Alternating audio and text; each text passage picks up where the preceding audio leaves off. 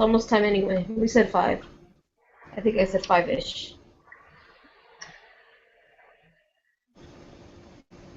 We are live. Good evening, everybody. We've sent the invites out, and today we have Spin and Reagan. Hello. So we have Sasha and Reagan on also tonight. And Spin has an interesting topic to start with. Oh, okay. So we were poking fun at the whole ritual clawhammer and ritualistic killing last week. But the thing is that I was doing some research and I found yet another place in which there was a ritualistic style killing. Um, it was in New Mexico, and it was quite some time back, where this woman apparently ritualistically killed her lover by stabbing him about the neck and chest with her athame because something happened during one of their sexual encounters. Now, correct me if I'm wrong, but it's not usually a Wiccan ritual to kill your lover during sex.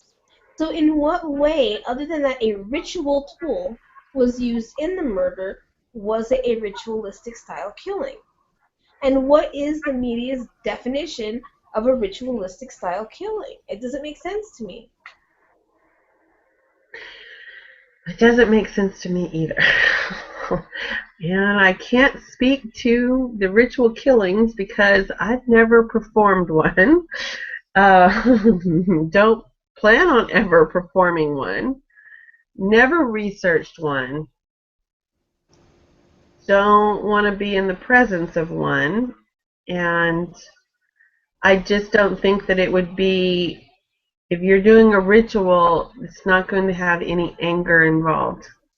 You're doing it like the Aztecs would, on the top of that pyramid, and you've got the person in a sedated state, and you're going to slit his throat and let the blood run, or just like you would sacrifice an animal or something like that. So I don't know how these murders that entail guns, stabbings, in my day that was just called flat out murder. That was called, I'm pissed off and I'm murdering people. Yeah, there's nothing ritualistic about it. No, it's the act of a person who is out of control with anger or mental processes don't fire right. Either one, doesn't matter which. At that moment in time, they're mental. Their And anger has taken over and it's created a state, whether it be temporary or they've got underlying mental issues.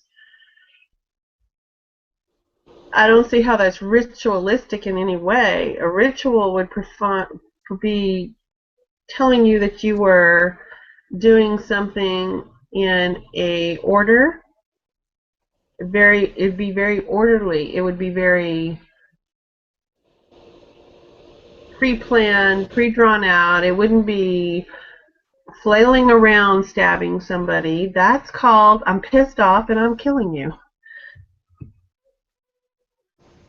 South Texas, we call that domestic violence. I don't know.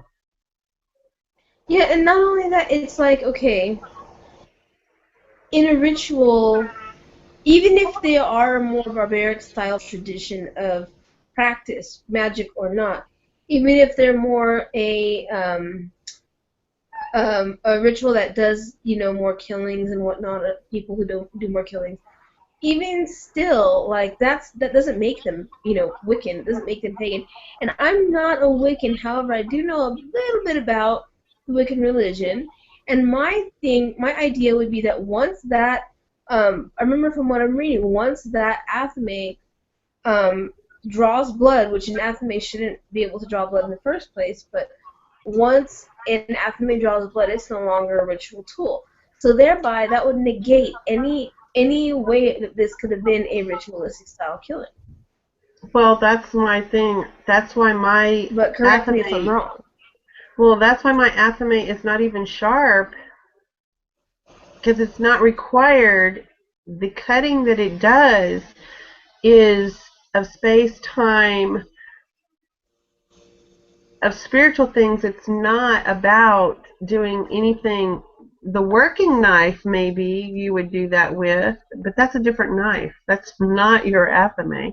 And like I said, I've never performed a killing, ritual or otherwise. I'm not going to perform a killing that I'm aware of. And I don't know where they get where you need to, I mean, why a ritual killing would mean you would need that sacrifice. Why would you need that kind of a sacrifice? I mean, what work are you doing that you need to kill like that whole family? You wouldn't. I just Well, in this particular instance that I'm talking about, um, it was the girl said that her lover became very aggressive during their encounter, and that's why she felt the need to defend herself. okay. She got 20 for this crime. But they called it a Now, ritualized killing, now, do and you that's think the that part she I don't was a woman? understand what the ritual part is. See, I think that she got 20 years because they pinned a label on her that she was a witch and she deserved to suffer. If she was No, just any witch who grabbed a kitchen knife and stabbed her rapist or her date rapist or whatever, I don't think she would have gotten that amount of time. no, if you're going to kill somebody, you get 20. That would be. Even if it's self-defense? She said it was self-defense. That doesn't mean in the court of law it came off as self-defense. You have to prove that. Just because she said it doesn't make it so. True. So to me, she got off light because generally, if you kill somebody, you get life or the death penalty, Well, not if depending it on what wasn't you're. premeditated. It doesn't sound like it was premeditated. But it And that's sounded. another. When it comes to ritualistic style killing, I would say that if you have like a serial killer who follows a specific way of killing somebody. That is a ritualistic style killing. It does not necessarily make it pagan in any sense. It's just a ritual. A ritual is a routine, a way in which they have built up a pattern of killing people. That is a ritual. A Mm-hmm. ritual style killing is not just using a tool that would be normally in a ritual, which is for a different purpose. Moreover, it doesn't mean, like, I really would like to know more about this Blue Moon killing and how they find in any way, form, or fashion that it was a ritual killing. Probably only in the fact that they ended up killing all three people. But that had nothing to do with it because you shoot somebody first and they say that was to incapacitate him. And you also say he's connected to Homeland Security. And they said that he had to be incapacitated while they killed the other two. And then they take a hammer to them. Now, and then they slit the throat, was it?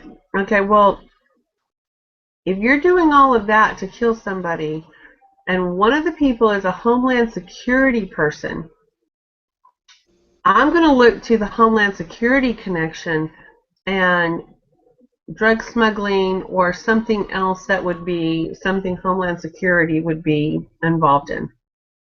And it sounds like they killed him because of the Homeland Security, not because this wild Wiccan decided to do something for Blue Moon and decided not to do it on Blue Moon, but to do it a week early. Yeah. You don't do that. Now, if it had been performed on Blue Moon, then I could see your connection. But to do it on a Tuesday when Blue Moon was on a Friday, it's not related to the moon. It had nothing to do with the movement of the moon because any person doing it ritualized in paganism, and if murder happened to be your thing, which I yet to run across that religion, um, you would do it on the actual moon. You would not, just because you found the bodies on the blue moon does not mean that the murder was about the blue moon. The finding of the bodies is not the issue. You would have to kill them on the blue moon for it to be related to the blue moon. I don't know. I just find that this is just being blown way out of proportion now. Not to say that the murders are being blown, because murder is No, the murder. murders are, and I think they're blowing it out of proportion because they've got a Homeland Security connection, and they've got probably drug running or some kind of people that they're actually after in Homeland Security, which is terrorism or something like that. But if they throw this kind of stuff out in the media, then it deflects from their real investigation. Right. And I don't think they're that stupid. I think that, that when they want to cover up something, they'll allow the public to think things. They will allow the misinformation to be broadcast. That's just what they do. Now, their test pilot, remember when they were testing the stealth bomber and Yeah. they were allowing people to think it was a UFO? That played in their favor, and they weren't going to change that because it was a top secret stealth plane, and they didn't want everyone and their mother to say what's flying in the night sky and draw attention to it before they were ready to roll it out. And so it was to the government's benefit to let them think that there were aliens, and then we're going to be secret, and oh yes, and we have Area 51, and of course, well, yeah, Area 51 exists, but is that where their experimental top weaponry is being done, or is it really aliens? Knowing our government, I'm pretty sure it's probably experimental weaponry, and they would just as soon you think that they've got aliens there. That doesn't mean aliens don't exist. That just means that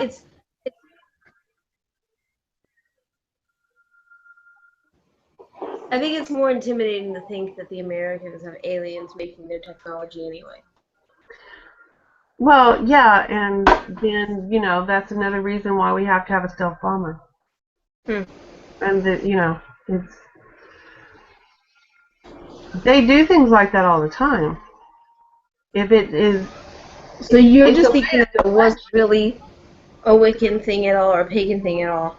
It's just to deflect from what they're really after to do. Exactly. Really after doing.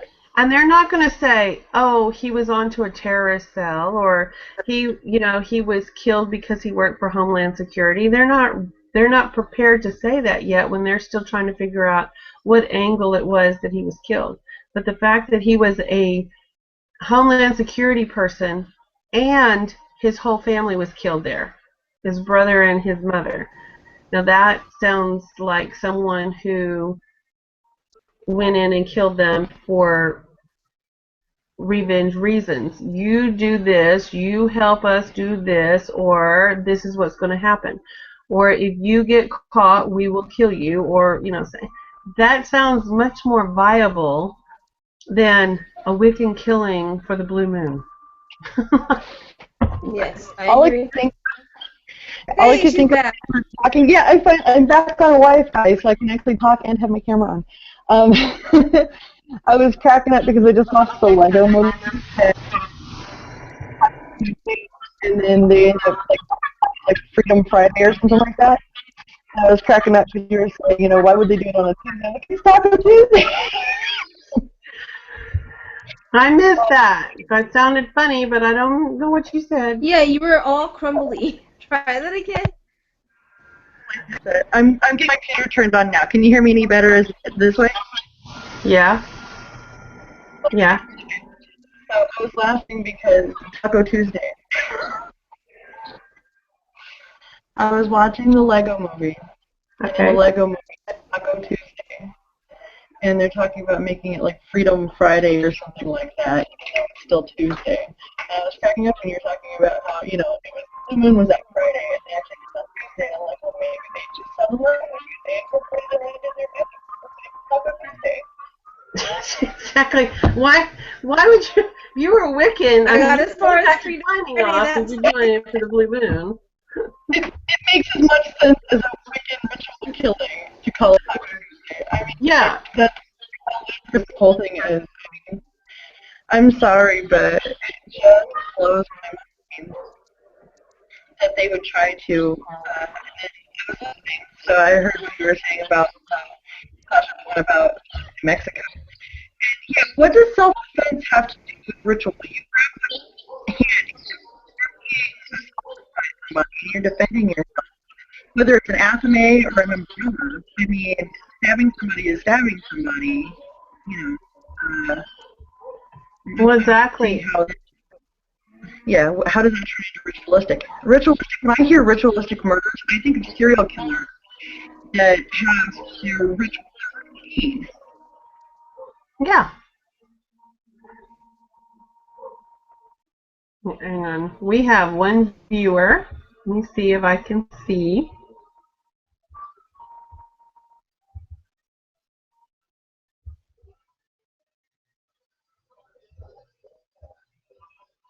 Are y'all still there?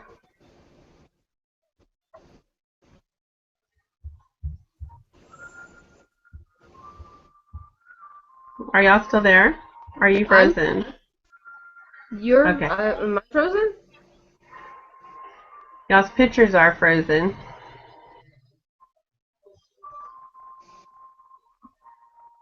We have a bad connection tonight.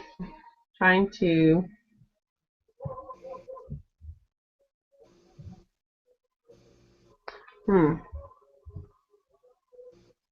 So what else did you find out about New Mexico? Can you hear me? Yeah, now I can. Oh, okay. Well, I found out about the different types of Indian tribes that were there, but as far as the ritualistic killings, that's the only one that I could find. There have been other types of magical related killings, but they didn't go into specifics. But I think you're gonna find that kind of stuff everywhere you go. Let's see. Oh, well, yeah, you are. There's crazy people everywhere. Apparently there's crazy cops everywhere, too. I'm just trying to find our one viewer. Speaking of crazy cops, have you ever been harassed by a cop?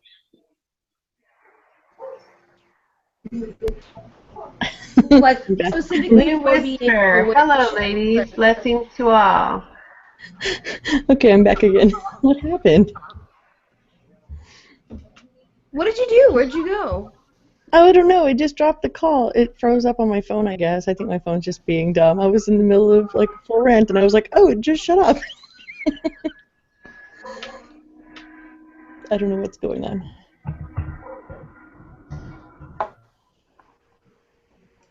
Reagan? Can you hear me? Yes, I can hear you. I'm just Yes. talking to Blue Whisper real quick. Okay. I wasn't sure. What happened? My phone decided You to want to freeze finish up. your...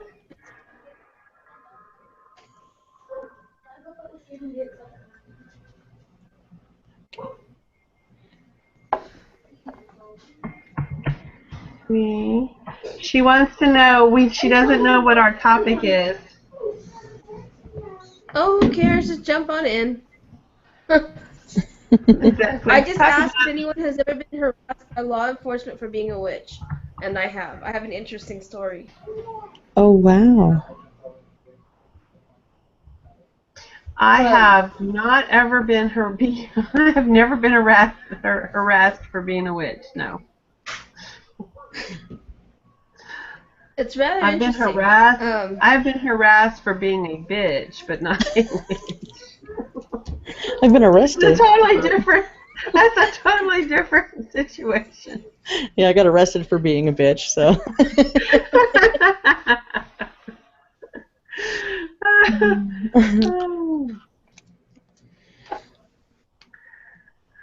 Well, Let's see. I almost got arrested, but I was lucky enough. Huh?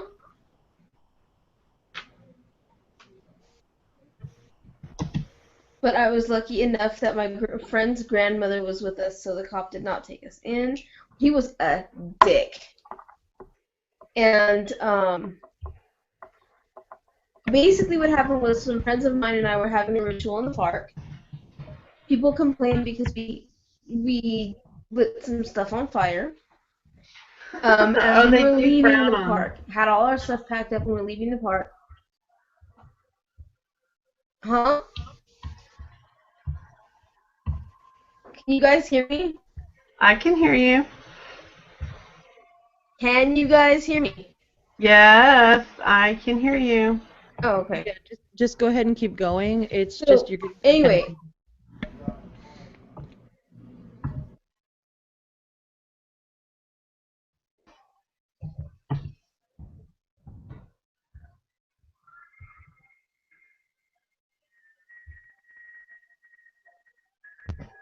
Lovely Whisper. I think I just sent an invitation to Blue Whisper. If that's not the one, let me know. We're kind of freezing up here.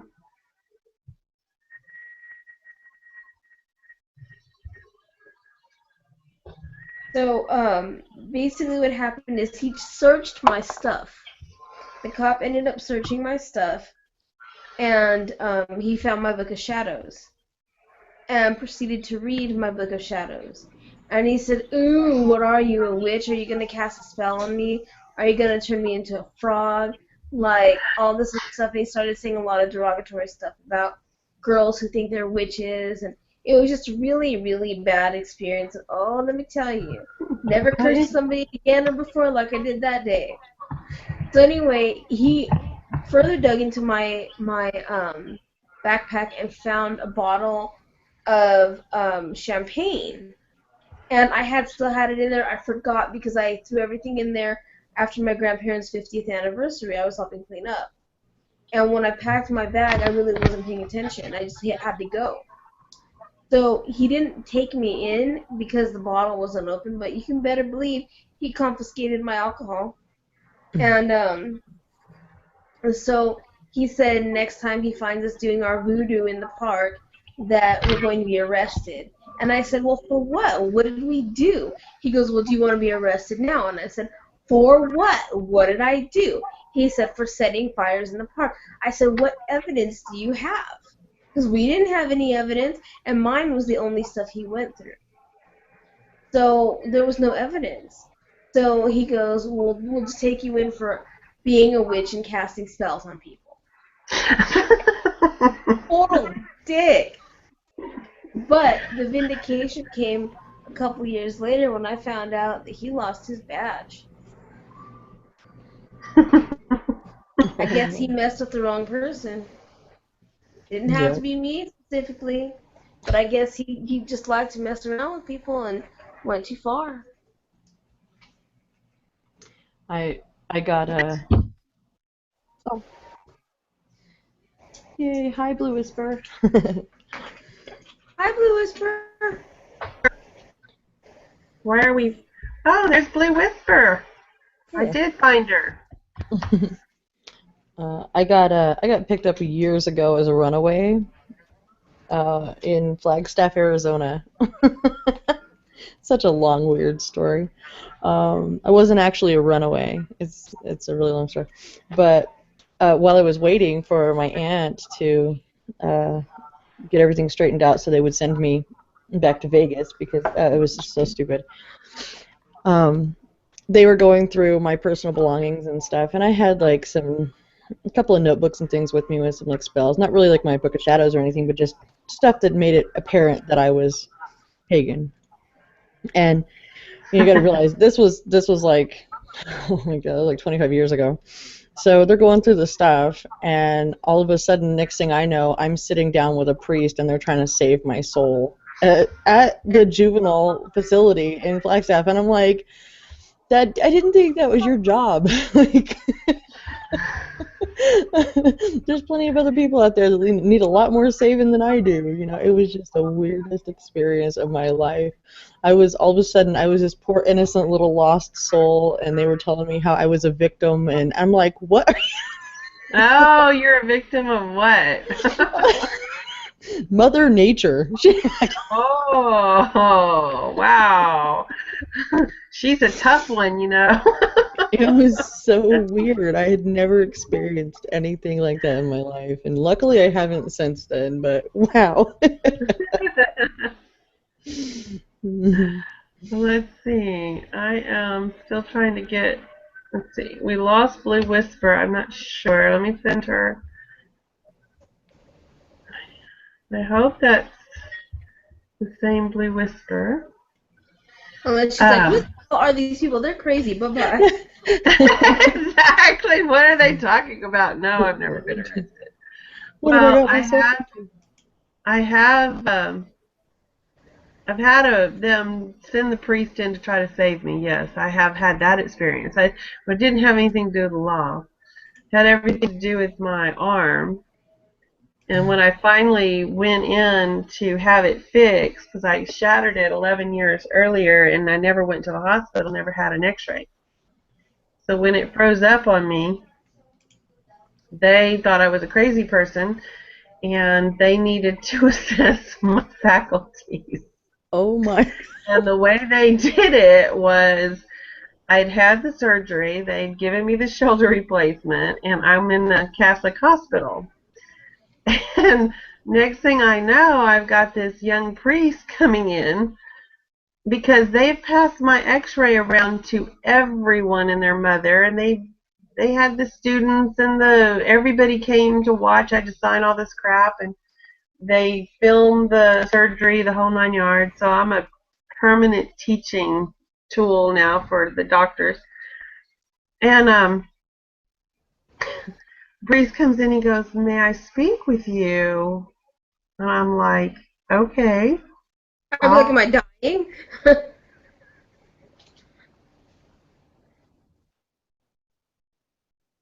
And, and so he's sitting there and he goes, I said, "What would you like to speak about?"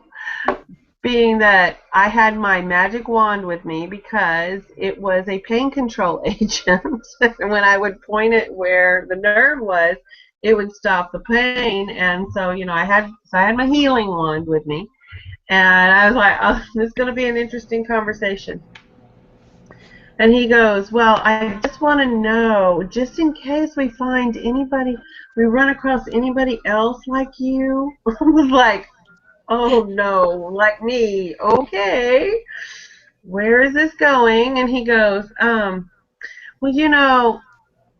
I just kind of want to understand that you had such a massive injury and you didn't seek medical attention. And I just need to kind of get, my head around in case we have anybody else like this that comes in that, we can kind of understand where they're coming from as to why they didn't go to the doctor and take care of themselves." I thought, no, mind you, this is back when Obamacare was there, before they were trying to do it and stuff like that. And they were starting to debate it. Mm-hmm. I said, "Where would you like to start? Would you like to start with the working poor that make too much money to get any kind of assistance, but yet there's no insurance, no benefits in the jobs? Or would you like to start where I had 3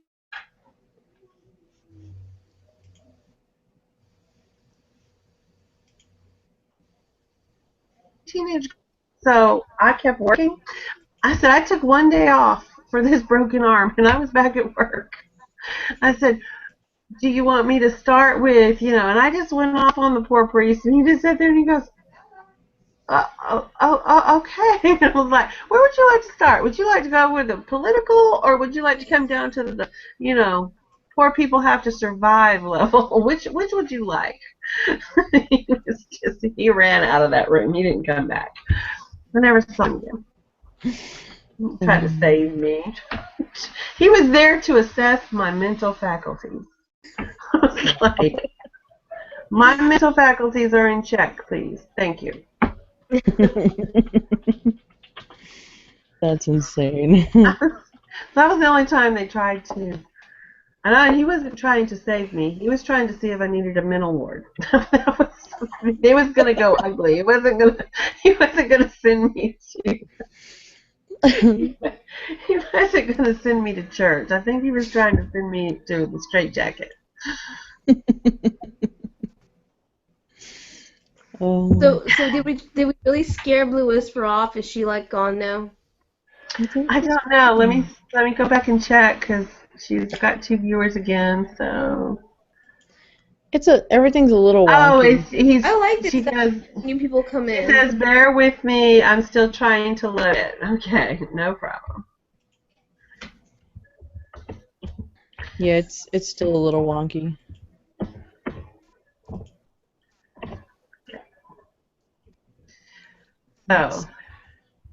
So next topic. Do we have one? I think we're going pretty good. What about the moon that's coming up? Yes, it's a very exciting moon, very exciting time. I am. And the dark moon that's coming up?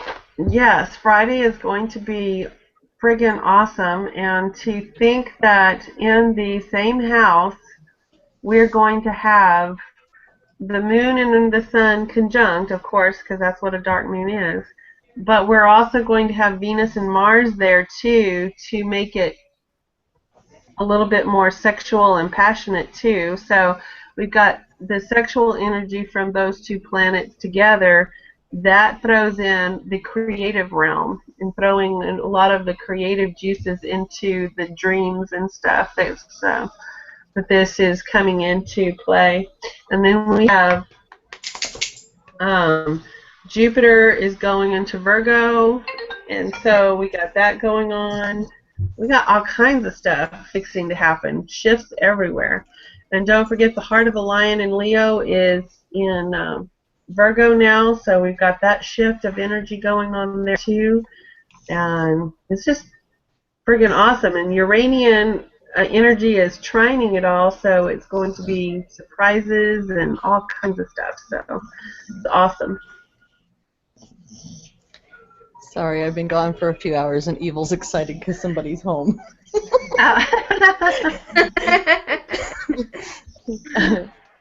I'm dog sitting. Oh no. Okay, let's see. So yeah, it's gonna be an interesting time. Good time for creativity magic and love magic and all those kinds of energies. All the stuff that I really need to dive into because right now I have hit a rut in my life and it's been with everything being on hold because I'm house sitting and then I'm kind of just like my whole life is stuck in the middle of this huge transition and sometimes you get to the point where you just can't quite see yourself clear. And I know I can do it. I know I can get my head out of my buns. And I know I can move forward. But it's just taking those steps, and I keep stumbling, and it's like, okay, start over again, stumble, and I'm like, I just need to take advantage of every resource I can just to propel myself forward and get past this. So I'm very much looking forward to this time. Let me add her to my circle.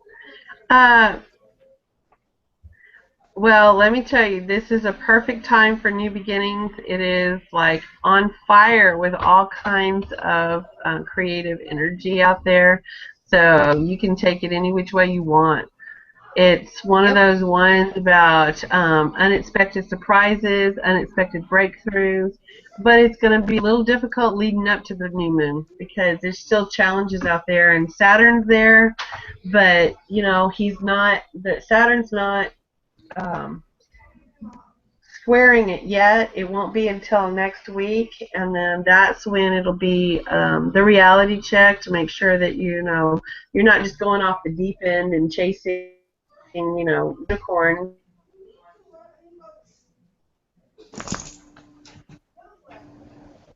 You're just fruition for your life. So it's got all the stuff there. So it's going to be awesome. And then of course we got Jupiter fixing to expand Virgo in that's gonna explode too. So. Well, good, because I need some Jupiter energies. Well, I'm waiting to see what happens when Venus goes back over my North Node in Leo on the 22nd of August, I think, 22nd, 23rd, and meeting people of destiny, meeting my destiny people on those days. So that one's going to be interesting for me. So I'm looking forward to that meeting.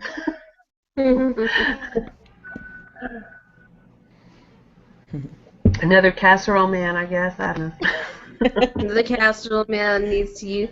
Maybe he's not a casserole. Maybe he's a bread man. That's what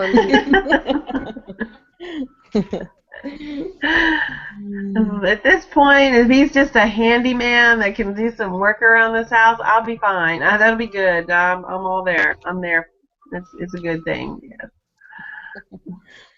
I'm ready to get back on program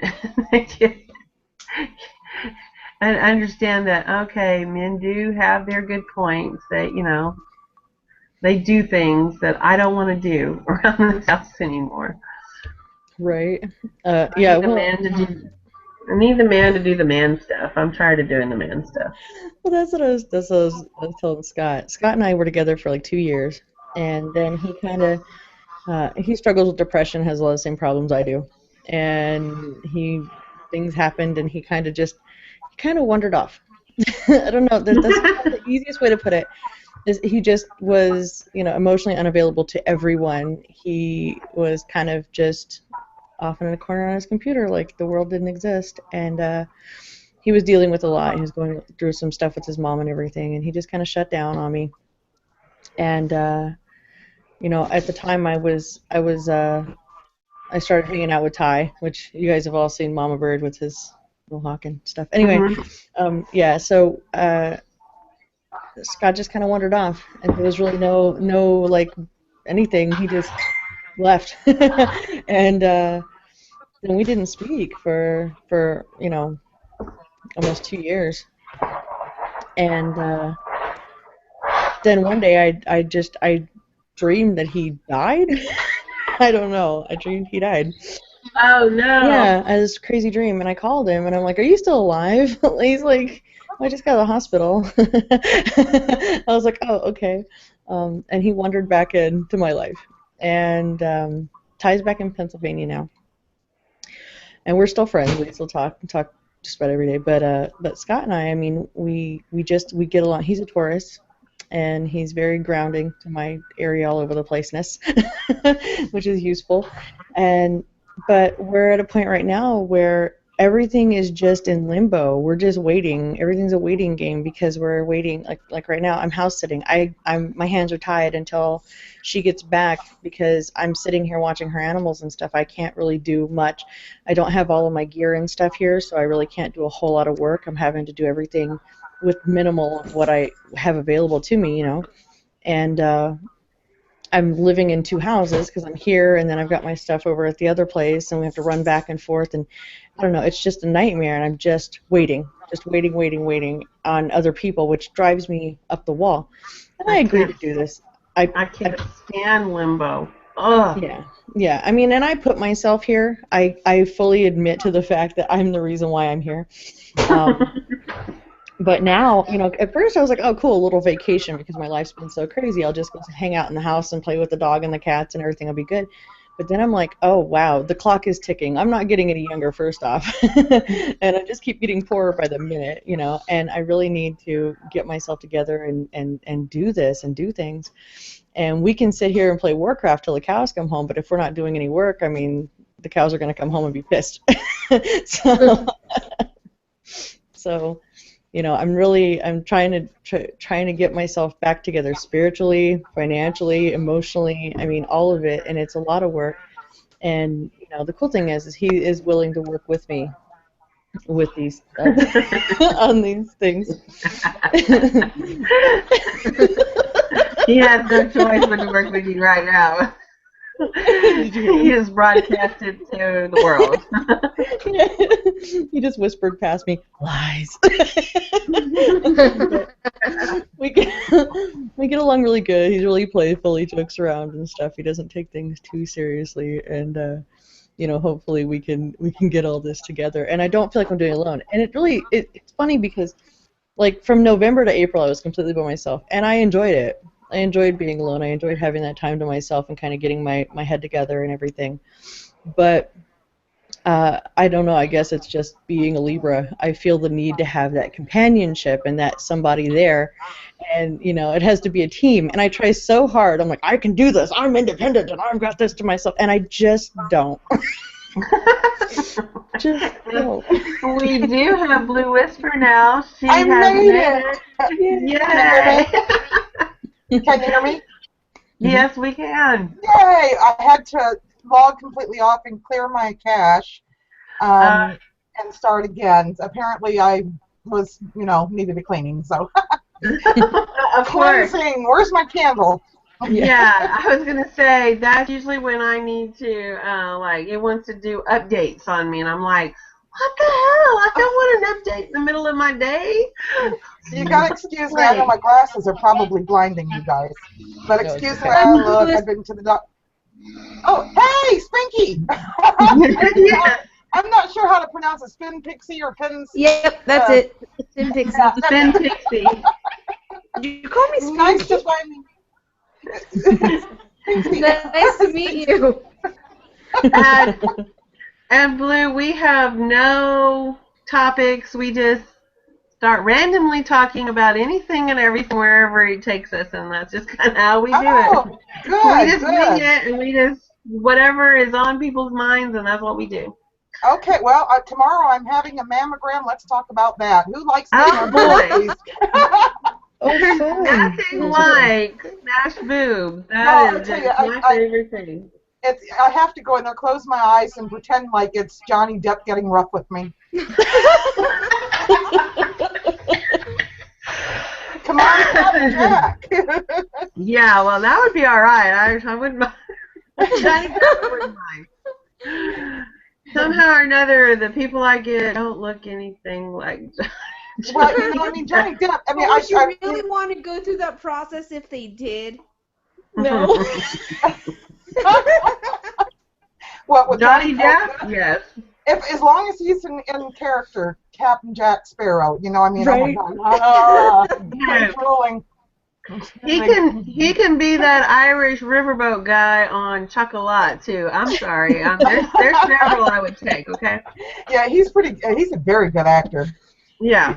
Yeah. He doesn't even have to act. To show up. Exactly. I mean, he So was is this even an good. Is this an every Wednesday thing? I'm sorry. Yes. We just kind of started. Yes. Yes. I just ran across it today, and I'm like, oh, I know. And I seen. Please help me pronounce your witchy name. Something. Pixie. Yeah. Spin Pixie. Spin Pixie. Excuse me. I saw her, and I'm like, oh, I read her. I watch her all the time. And I probably watched your guys' videos too, but gosh, you know how many there are to watch? Mhm. Yeah, yes, I do. I mean, it's like, oh. And then, of course, we all have our favorites, the ones that we must watch. And This is true. I have been so missing a lot of videos because I've just been so busy. This is just the time of year I just get really, really, really inundated with things to do, and it's like all I can do is to keep up. yeah. I'm missing things out there that I don't even know what's going on. Oh, Yeah. yeah. Well, I'm just tickled to death that I found you guys. This is really cool. Thank you for inviting me in. You're very welcome. Yeah. So what besides smashing your boobs, what else? Why don't they call it what it really is? Let me tell you, it hurts when you are a size double D and they mash it down beyond a triple A. I'm sorry, it hurts. It's Like I said, that's why that visualization has to come into play. I've got to make it worth my while, you know. The puppies are going to be getting some attention. That's the important thing. My sister has implants, and my dad was dying in the hospital with gallbladder and stuff, and they wouldn't do the surgery for like 3 days, and she was late, and they were fixing to take him in, and we were waiting and waiting, and my sister's not showing up, and I'm like, well, isn't that special? Where in the hell is she? She comes running in. She goes, oh, I'm sorry, Dad. I'm sorry. I had a mammogram, and they burst my boob. I sprang a leak. Oh, no. Oh, no. And he hadn't eaten in like 3-4 days. Everything was deathly ill, and they just had him. And this is a man who's like 300 pounds. And he rolls over, and this is classic my dad. He goes, well, I got a tire patch kit in the barn you can have. Oh, no. Classic. Oh, that is classic. He's dying, and he doesn't miss anything. Not anything. You can't take him anywhere. Oh my God. Well, now I'm terrible at keeping people straight. Now, could y'all tell me who you are? You know, at least the Witchy name, so I can try to keep who's who here. Okay. I see purple hair. I love the purple, by the way. Oh, thank you. That would be Reagan. That's Reagan Morgenstern. And Nice then give her all your you have all kinds of channels. I have Pagan Naturalist is my Google Plus group, and I have a channel associated with that. Disruptive Girl is my main YouTube channel, and then I also have a vlog channel as well. And I don't keep up on them nearly as much as I should, but I do post at least something somewhere once a week, at least. Oh, okay. I'll have to look for them. If you could, maybe you could put in the link description box for me so I can find them. Please. Okay, we'll try to do that. Yes. Okay. Now, and you? My name is Majabella. I'm on Majabella Night Spells, and then I am also on the Biophilic with Spin and October Rain Rocks and a few others. And so that's who I am. On Facebook, I'm just Toy Yates Frazier, so you can also find me there too. Okay. And of course, I've seen a bunch of Spin's videos. How's the kitty? Kitty is here. Kitty's good. Kitty is annoying the hell out of me, but she's here and she's good. Oh, that's good. We gotta love our familiars, right? Yes. Yeah, familiars and brownies. Don't forget the brownies, because I've got one that. Maybe that's your familiar. Yeah, well, he's don't something. have I'm, scared. What kind of brownies? I have. Well, I did a video on the Biophilic, and I have it on my channel too, and it's called The Thing Under the Bed. Oh wait, you're talking about those kind of brownies? Yeah, those kind of brownies. I got one, and I got in bed late one night, and as I was settling in to see which book I was going to read so I could fall asleep, all of a sudden, about a couple minutes after I was in bed, he just comes barreling out. You could hear the scratching of the nails on the floor as he was trying to gain traction to get the hell out. Oh. And I just turned, and I could see the paper move, and I had some clothes on the floor that kind of moved, and awesome. I could see the path that he took, but there was nothing there, nothing. And so I'm like, okay, something's in my house. Well, I've kind of figured that it was a brownie. In South Texas, they also call them duendezes, which is the same thing. It's a brownie.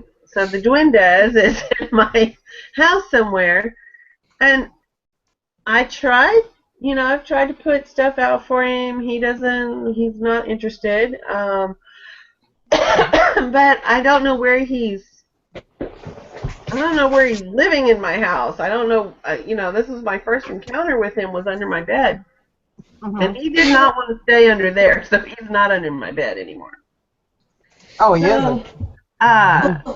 Yesterday morning, I go to take a shower, and I have to get up early, and I have to be out the door by 7.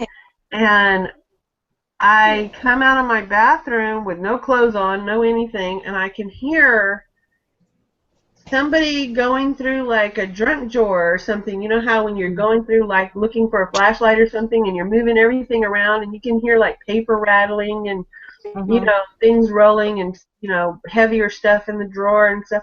It was like that. And I'm like, it's 6 o'clock in the morning and I live alone and I'm thinking, what the hell was that?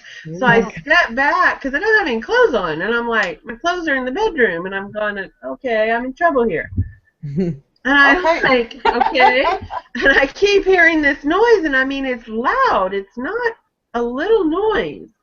And back in the distance, all the way in my back bedroom, I had my YouTube playing, and it was Jacqueline Dubois on there, and she's talking about her little day and everything. So I can kind of hear Jackie's voice, Jacqueline's voice in the distance. But I hear this stuff that's like, I can't figure out if it's in my washroom, which I have to go into to get to my bedroom, or in my kitchen, which I have to pass to get into my bedroom. And I can't figure out what it is, and I step back into my bathroom again going, okay, now what am I going to do? I don't have any clothes on. This is the only problem I'm having is I need clothes. I need clothes to kill somebody. I can't do it. If Ben was here, I can't do ritualistic Wiccan killings unless I have clothes on. But the cleanup is so much easier. Yeah, well, it's a requirement because I don't do skyclad, okay? If I'm going to kill somebody, I'm going to have to do it to clothes. And I bet you didn't have your claw hammer close by either, did you? My claw hammer was in the washroom. It's funny you should say that. I think skyclad for me would be the way to kill. Yeah, that would be fun. No. This witch does not do skyclad. No. So I'm like, crap. Ritualistically flashed to death. I could do that. Mammogram! What the crap am I going to do at 6 o'clock in the morning? I'm thinking, okay, well, I'm fixing to get a roommate. She already has a key. Maybe she Sounds like you already have one. Maybe she forgot something, and then I'm thinking, well, I can't run out there naked with somebody. Okay, then I realized she isn't gonna get out of bed at 6 o'clock in the morning to come over here to find anything. Okay, she's not that type of girl. So I'm thinking, okay. And all of a sudden, the house goes dead silent, except for Jacqueline Dubois just talking a little bit, soft in the bedroom, because it's just playing off in the distance. I'm like, it goes silent. Nothing in my house was touched anywhere. Nothing. He just is rummaging around in my stuff now. I've lived here almost 2 years. I have not had any unexplained noises and stuff like this in the whole time I was here. Nothing. That's crazy. So you don't know what he wants? Huh? You don't know what he wants? You've offered him stuff and he just don't know? No, he might want my vodka. I haven't offered him that yet. Me and him might get drunk and come to an understanding. So that's the next thing on the agenda. I have cleaned out a cabinet. Well, see, this is funny. That Sunday night I cleaned out my kitchen cabinets underneath near my. He may have been in there because I cleaned it all out and organized it, and that may be where he is. So I think I'm going to leave an offering there and. Maybe a shot of vodka, just, dude, please. No more. You must also stop being derogatory toward the brownie. Cover all your bases. Yes. Let me tell you, when I've been house sitting for like 2 weeks now, and when I first got here, at first I thought, well, it's just me not being used to a new place and everything will settle down. None of us sleep. None of us sleep at all. And last night I finally sat down and I was talking to Scott, telling him what my problems were, why I wasn't sleeping. And last night was the first night I actually got sleep. I was sitting here playing Warcraft like I usually do. And, um, well, first things first, a few days ago I was sitting here and I had the monitor on my computer just doing the thing. And all of a sudden the picture starts to flicker. And then it goes black, and the monitor just goes psst, and there's this little tendril of smoke. It fried out the monitor. And I was like, okay, well, I've tested my computer. I've been all over everything. I just got a new video card not too long ago, and I've been over the thing with the fine-tooth comb. There's nothing wrong with my computer. So, like, okay, it's an old monitor. They burn out. No big deal. Grabbed another monitor, plugged it in. They're a surplus. We've got them everywhere. Then you're playing Warcraft the other night, and I see, like, if you see it, like, if a hand reaches out towards you, and there's something behind it, like the shadow of the hand, is what I saw. Reach out from the middle of the monitor. Just like reach out like that. And I was like, okay, I'm really tired. I haven't been drinking. I haven't taken any medication of any kind. No drugs, no nothing. What? I must be really tired. So I thought maybe it was the game, maybe it's something, whatever. So turn the game off. I'm just sitting here browsing Facebook, whatever. I thought, maybe it's something wrong with the monitor, whatever. And then it happens again, but it's different. Turn it off and go to bed. I've had enough. I'm just tired. I've got to be tired. And the dog that's here, he's a pit bull. He is so needy. Like, you can't get more than 2 inches away from this dog. He follows me around constantly. Everything I do, he's there. He whines outside the door. The whole time you're gone, he just sits at the door and barks. And he's just so needy. And the cats are constantly doing that cat thing where they're staring off at something that's not, you're like, what are you looking at? Would you stop looking at that? And it's one thing for one cat to do it, but there's no bugs, there's no nothing. I mean, I haven't seen a roach or an ant or anything here. And, when you've got two cats synchronized following something around and there's nothing there. Like, okay. Oh, I think cats are very intuitive. They really are. And it sounds to me like something's reaching out to you. There's something. Did you speak to it? Did you speak to it and ask it what it was and what it wanted? I haven't yet. Like I said, I was kind of dodging it. I thought, you know what, I'll just push through because we're only here for a short time, no big deal. And then last night I was sitting here in the room where I was having that problem, and I was talking to Scott, and I told him what I was experiencing, and I'm like, and he goes, yeah, the energy here is crazy. We were discussing it. And after we sat here and, like, talked about it out loud, last night was the first night I had a full night's sleep since I've been here. I actually was able to lay down and make it through the night. So, I mean, I guess that's a step. I don't know where to go. I think insomnia is definitely a witchy disease. So I'm like, okay, yeah. I normally don't sleep, but I got like 6 hours sleep last night, which was amazing. Like, that never happens. So, wow. But yeah, I mean, it's definitely, this place is. It's kind of down. I mean, I've been really, like, depressed and stuff since I've been here, and it's not a bad house, it's not a bad place, and the animals are fun to play with and stuff, of course, and the kids are here, and I've got run of the whole house, and whatever. I mean, there's no reason to be unhappy here, but I'm just like, it's just ugh, and it's really heavy here, like really, really heavy here. Did you do a cleansing?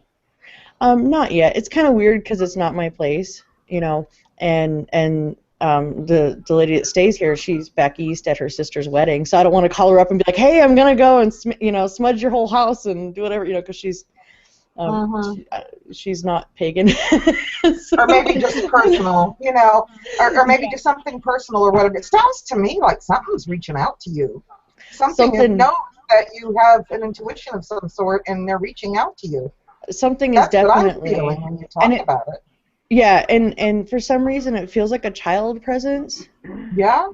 Yeah, like something young, like a small. I don't know anything about the history of the house or anything at all about the place, but it feels like something small, like I said with the hand. It was like a child's hand, reaching out. And my kids are like totally.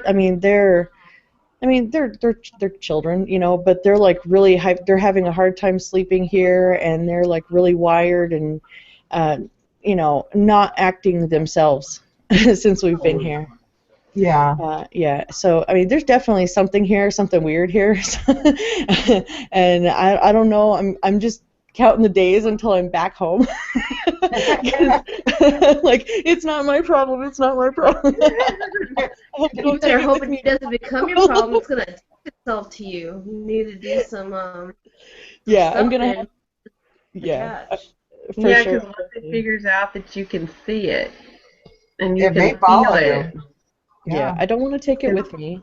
Yeah, I know. I'm just saying maybe you might need to do something. I think you need to communicate with it. It might be something, you know, if it feels like a child, maybe it feels lost and it feels a connection because, you know, you have that openness to it. Yeah, and I'm really open to everything. Like, I mean, stuff.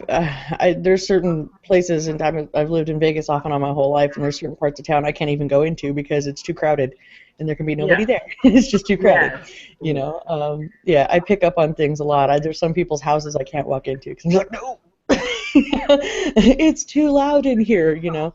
So, but yeah, I'm definitely going to have to do some digging and do some work and at least, you know, shield myself enough to not take this whatever it is with me, because it's there, and it's something like Send it to Grandma. Send it to Grandma Blue Whisper. I'll take the child. Living or dead, I love children, Yeah. and you can learn so much from living and dead. You can learn so much from all of them, you know.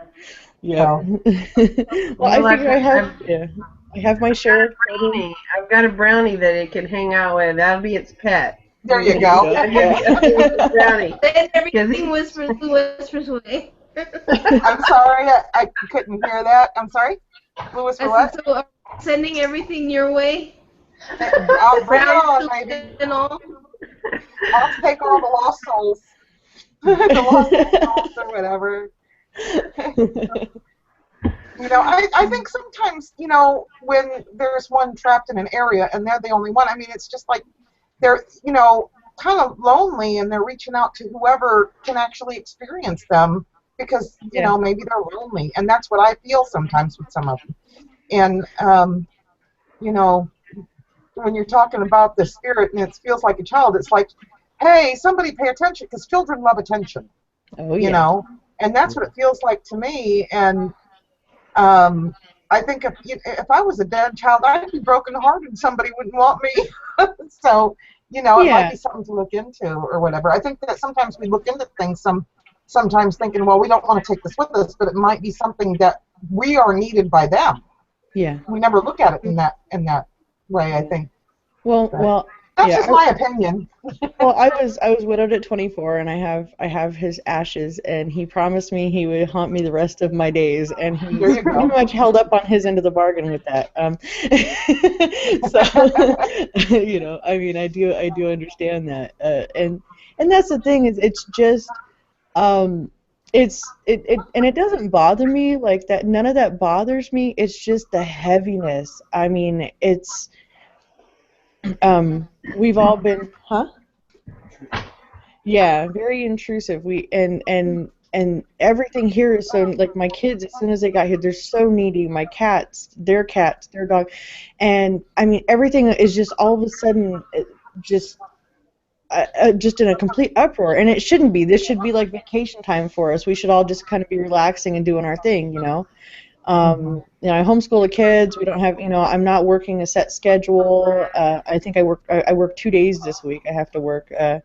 You know, I mean, we're just, this should be our relaxing time, and instead the tension is so high and the energy is just so crazy, and there's really no, you know, no reason. It's so weird, and I'm just like, this place, I just went out. But I would like to see if I can find some kind of answers, just because I hate to see anything in that state, you know.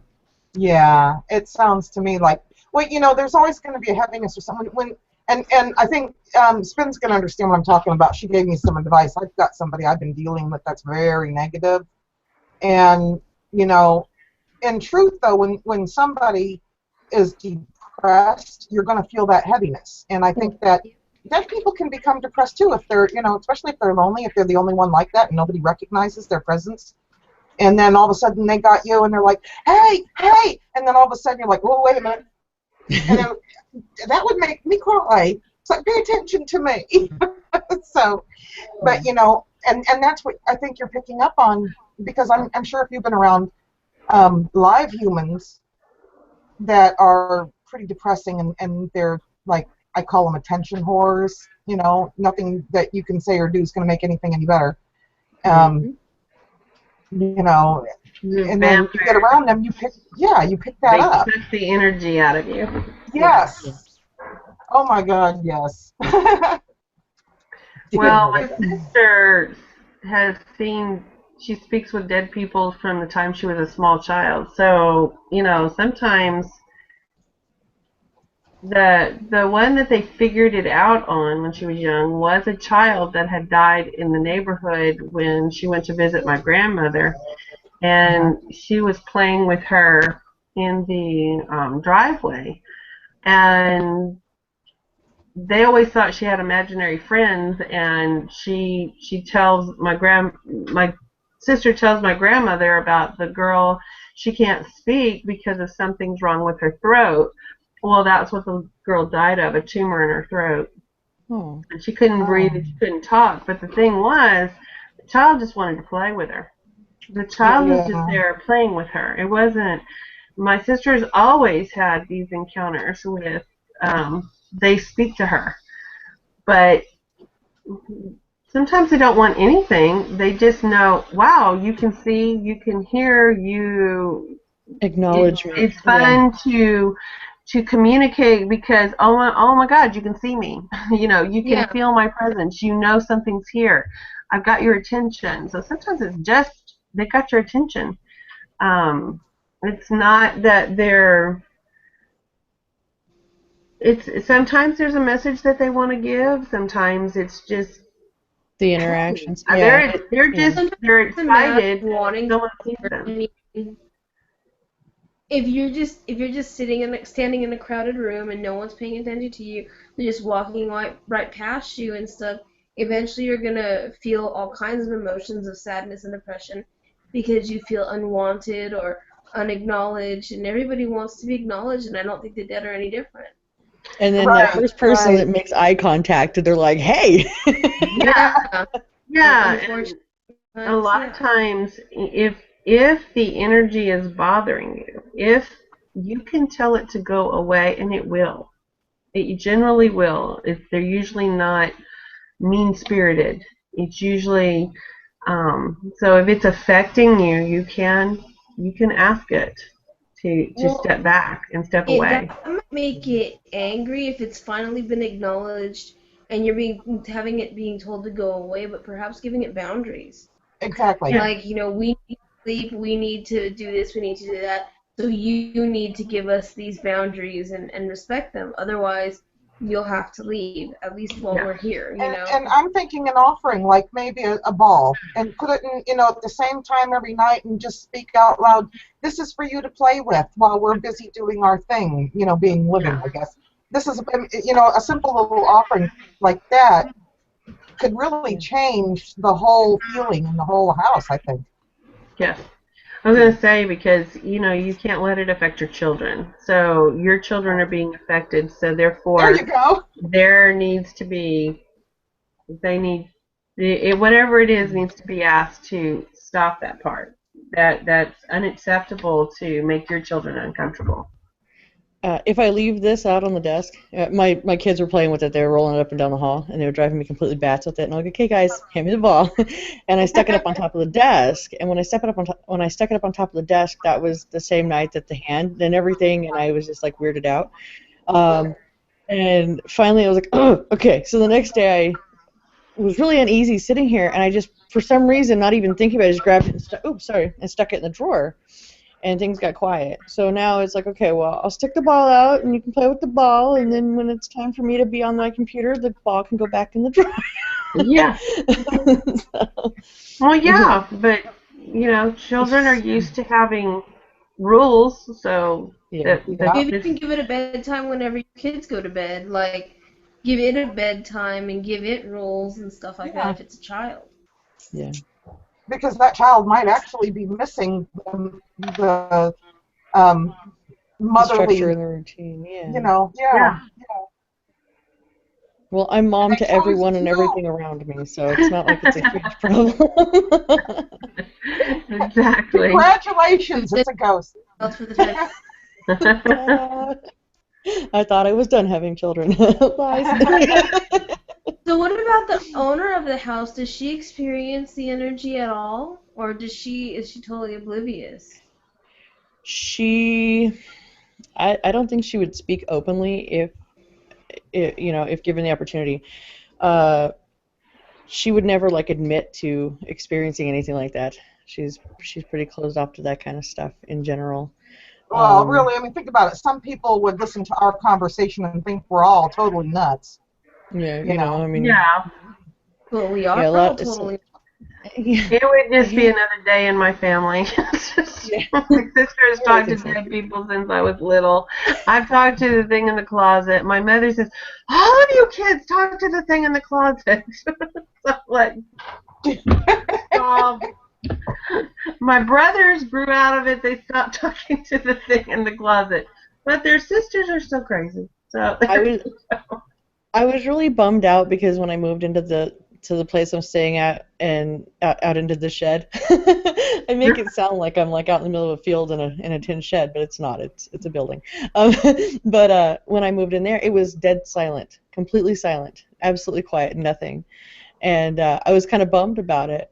And right before we came over here to house it, man, all kinds of stuff happened. Like one night, I'm just like started crying for no reason, totally freaking out, and I'm like, I don't know what's wrong. And Scott's like, what, calm down. I'm like, I don't know what, and I total panic attack. I mean, like, not even a little bit. I get a lot of anxiety, and I kind of have to go and breathe and meditate a little and relax. No, full on freak out, which is not my style. I don't do that. And he has a necklace that he wears that had a crucifix on it that his mom gave him, and then a piece of amethyst, and it broke. He was sitting there wearing it, and then it broke, like the chain broke. And he's like, whoa, that Huh. was weird. So we smudged the room and everything was good. But it was funny because I was almost relieved because it had been so quiet there. And I'm like, oh, good, there's something here. I feel better now. you know. Uh, I was like, oh, okay. But it was just so weird to get over here and just have something that's really, I mean, affecting everything here, not just me and Scott, but the kids, the animals, everything. I mean, it wants you to know. It's very vocal, I'm here, and I'm not used to that. My poor cat, he wore himself out to the point of like panting, trying to dig his way out of the room where he was at because we had left him in here. And normally that's not a problem for him. Oh, okay, it's time to go to bed, and you're gonna put me in the room with my food, my water, and my cat box. All right, it's him and his brother, and they just chill out. He might meow out the door a couple times. Hey, come pet me before you go to bed. No, he was digging. Like he was losing his mind, just trying to rip the door off the hinges to get out of this room. He did not want to be in here. Didn't want to be there. Yeah. Yeah. So we had to move him into the other room. He's fine now. It's just this room. He was like, no. Yeah. Well, he didn't That's like being wild. there. He wasn't throwing as nearly as much of a fit. yeah, something's attached to that room. Yeah. So it's different. I don't know. I don't think I'd ask permission. I'd just do what I needed to do. Yeah. He's not They're gonna not know witchy. They're not anyway. going to know what you did anyway. Yeah. And they might come back and say, wow, I don't know what happened, but now I can really sleep and it's a good thing in my house now. Right. Sometimes they don't even know what's affecting everything. This is true. This is true. I mean, and sometimes I wonder if it's lingering energy even from the living. When negative things have occurred, um, they have experiments that show that they were trying to wake up mice from anesthesia Uh-oh. sooner by using certain forms of intention from healers and stuff. And what they found was at first they could wake them up just a couple of seconds faster.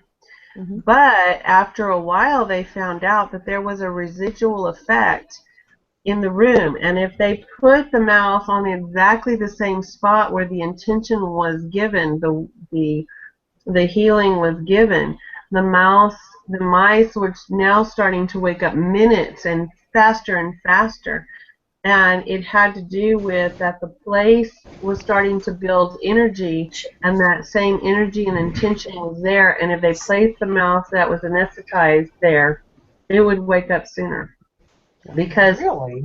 the energy can be residual.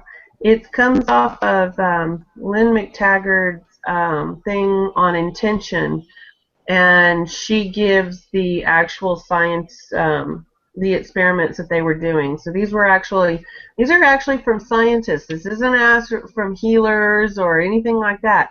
Mm-hmm. They're literally looking into certain things in quantum physics and stuff like that that have to do with uh, what they call more like a monk versus, an actual person who has spent years studying meditation, years studying the healing arts, stuff like that. And so these people are more adept at what they're doing and how they can literally put the electrodes on their bodies. They had it was a Qigong master, and they wanted to know if you could throw the chi at a person and just the chi knock that person down or knock that person back. So what they did was they wanted to know whether it was psychological that the Qigong master could throw his chi and do this to someone, or if it was true just the chi itself. And so they put the Qigong master in a room and they put the student in a room. And when the Qigong master was told to throw his chi, then the thing was they had electrodes and everything on them. There's a certain part of the brain that starts revving up in speed. Excuse me. And when that revving up happens to the brain waves start cycling faster into a gamma state, the student also started going into a gamma state brain waves before the chi hit him. So what it is that they're talking about that there is a magnetic field, and what happens is that cells start syncing up to one another. And it doesn't have to, it's not just your cells that start syncing up, it's cells that are in the field around you also start syncing up. So if someone's throwing positive intention at you, their cells start syncing with the person's that's throwing the positive energy. But they also said it happens if someone's throwing negative energy at you too. Right. Rooms and things hold energy, and they hold it until something else replaces that energy and makes it magnetized to a different direction. So it's just one of the, I mean, they're actually now understanding this is part of quantum physics. This is part of how the universe relates to the individual, and the individual relates to the universe. That our cells start, once they start doing this, they take on a life of their own. So Mm-hmm. that's why a negative person can sap the living daylights out of you. And did you ever notice that negativity seems to outweigh the positive? It's like if you're trying to manifest something positive and you got somebody next to you that's constantly throwing negative comments out or whatever, it's just like, it just, I almost cussed, Right. sorry. Screws you up. We do that frequently, don't worry about it. Okay, I thumbs you up. But and yes, I'm a grandmother who likes to cuss. Yeah, well, Me you too. It's okay. I'll drink my tea and cuss like a sailor. Me too. You fit right in, it's no problem. Well, go ahead. I wasn't gonna say it. Well, hello, she's back. Yes. Well, they also showed in this other documentary, it was called I Am. It's on Netflix right now. Mm-hmm. And he Oh, what goes is the name of that? down, I'm gonna write that down. It's called I Am, I think I heard something about that. and it's about the director who did Ace Ventura, Pet Detective, and a bunch of different comedies. Oh yeah. And he had everything going for him until he had a bicycle accident. And then damn bicycle accidents will get you every time. That was what took out my arm. And made me the crazy person. And when he had this accident, he broke his arm, but he had a concussion. Well, the problem was the concussion didn't go away. And it happens in certain concussions that it continues to get worse. And one of the problems is when you get one of these kind of concussions, it can even leave you suicidal. That's how bad it can be and how it affects the brain and what you're going through. So they did all these different traditional medicines on him, everything that they could think of. And nothing was working. His brain wasn't getting better. He couldn't work. He couldn't think. He couldn't even interact with people because of the way his brain was being affected with sound, and everything was messed up. Uh-huh. So he starts going through experimental treatments, which everything from, like the old iron lung kind of thing where they do the hyperbaric oxygen tents. He did everything. Still nothing happened. So he started thinking, well, this was going to be the end of him, that he was going to die. So he took time off and he went and he kind of reclused away because he goes, well, if I'm going to die, then I'm going to have to, what is it that I want to do before I die? What is it that I want to say, express? To whom do I want to do this with? And he was trying to take stock of his life and what he needed, so that he could go in peace. The thing was, when he went by himself, he started getting better because he started meditating. He was meditating and things were getting better. When he got well enough to travel, he took a film crew of 4 people with him. And he did this documentary. And he went to all these top people in all these different fields that had influenced his life. It was things, people like Chomsky was one, I think, on economics and how social economics and, the groups, like a sociology type thing. And then he went to people like Desmond Tutu, a spiritual leader in South Africa, working alongside Nelson Mandela. Yeah. He went to a Southern poet whose specialty was studying Rumi, the ancient Indian poet, and so he went to all different kinds of people. He went to spiritual people. He went to people who look at the larger organism of our social systems and stuff like that. He went to poets and spiritualists of all kinds, all different people. And he went and he started, and he asked them 2 questions. What do you think is fundamentally wrong with the world? And what do you think we can do about it? Was the 2 questions that he posed. But in this thing, he went to some of those people who did what the do you know through the going through the rabbit hole. And he goes to this one where they set him up and they put electrodes into this yogurt. And they tell him, okay, now experience some emotion.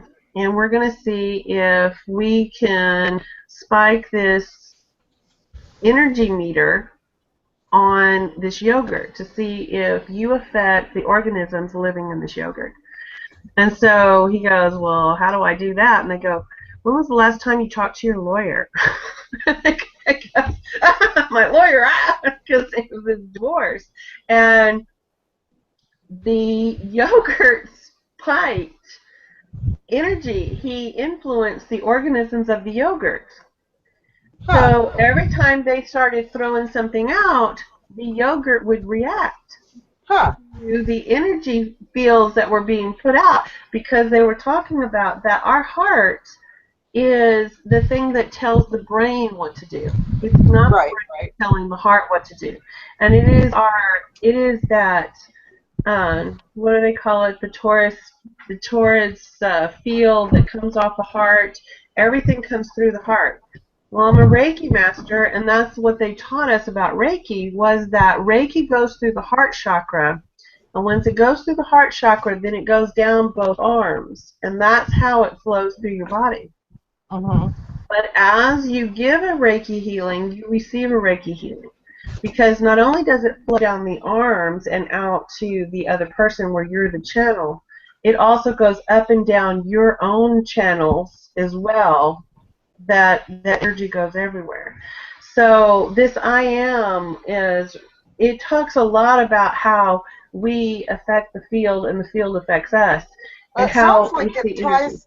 It sounds like it ties a lot into the law of attraction. It does. The Secret. Have you watched that? Yes, it ties I have. into law of attraction. It ties into quantum physics. It ties I into have how our magic works. It right. ties I into have how really been healing works. sinking into that really, and just really saturating my whole being with this law of attraction and some of these and of course Abraham, I mean, it's amazing what a difference is. I mean, and one thing I've learned is like, okay, I'm putting my goals too big, and I got to keep them small at first in order to make them believable. And it's like everything that we're taught, it's like start off the opposite. Instead of Yeah, think big, think small. yeah. Exactly. Yeah, and what was the other thing I wrote down on that? Hang on, let me find this. I had to write a note on this because it was like, I get it. And I'm seeing a lot of different things starting to manifest. Oh, I'll see it when I believe it. Instead of believe it when I see it, it's the Yes. opposite, So it's like you have to believe it when you see it. Okay, Yes. Willie just jumped past me. Well, that's kind of it. Have you seen What the Bleep Do You Know? The what? What the Bleep Do You Know? It's a documentary that's on, and it is from, if you like Abraham Hicks, you will love Jay-Z Knight and Ramtha. Okay, She I channels got part Ramtha. of that. Jay-Z Knight.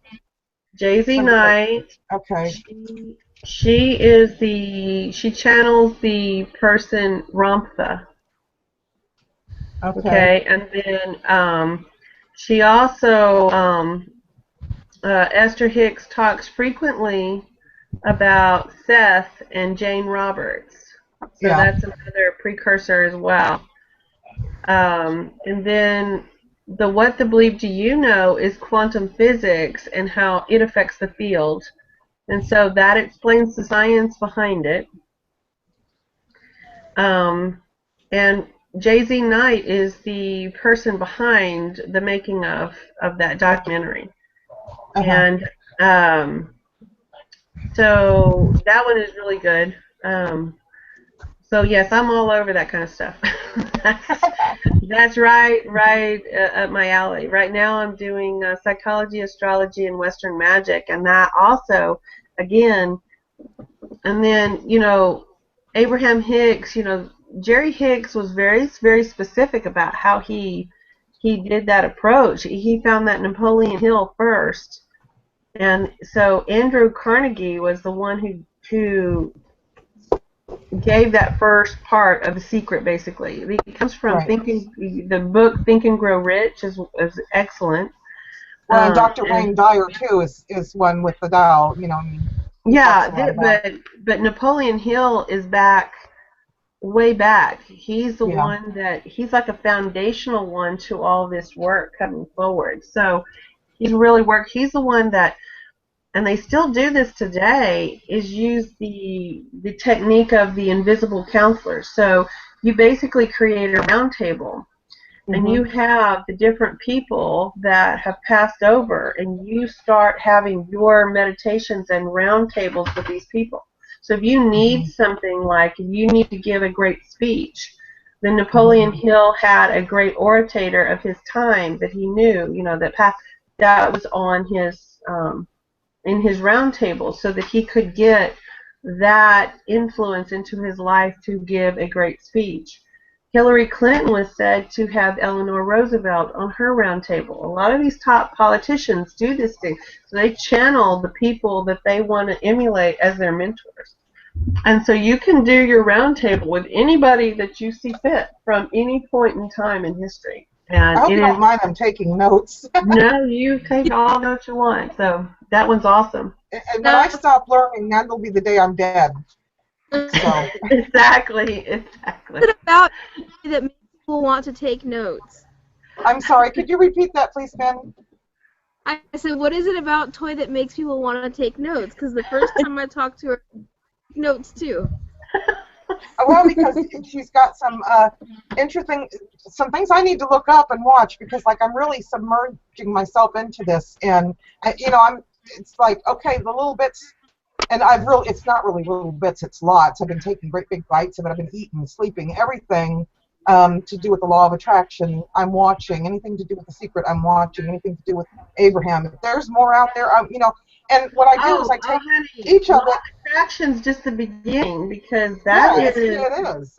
Because you really take all of it and put it all together, and you can really get shit done. Sorry. You sit there and you take what Abraham Hicks does and tells you first, right? And you start really understanding what they're saying because a lot of people at first it takes them a while. It's hard to reprogram that inside your brain thing, that we're trained to be one way. And so it takes a while. And the thing about thinking small, I was trying at first to think big, and then I thought, okay, think small. And you guys are probably familiar with Facebook. You ever hear the game Pepper Panic?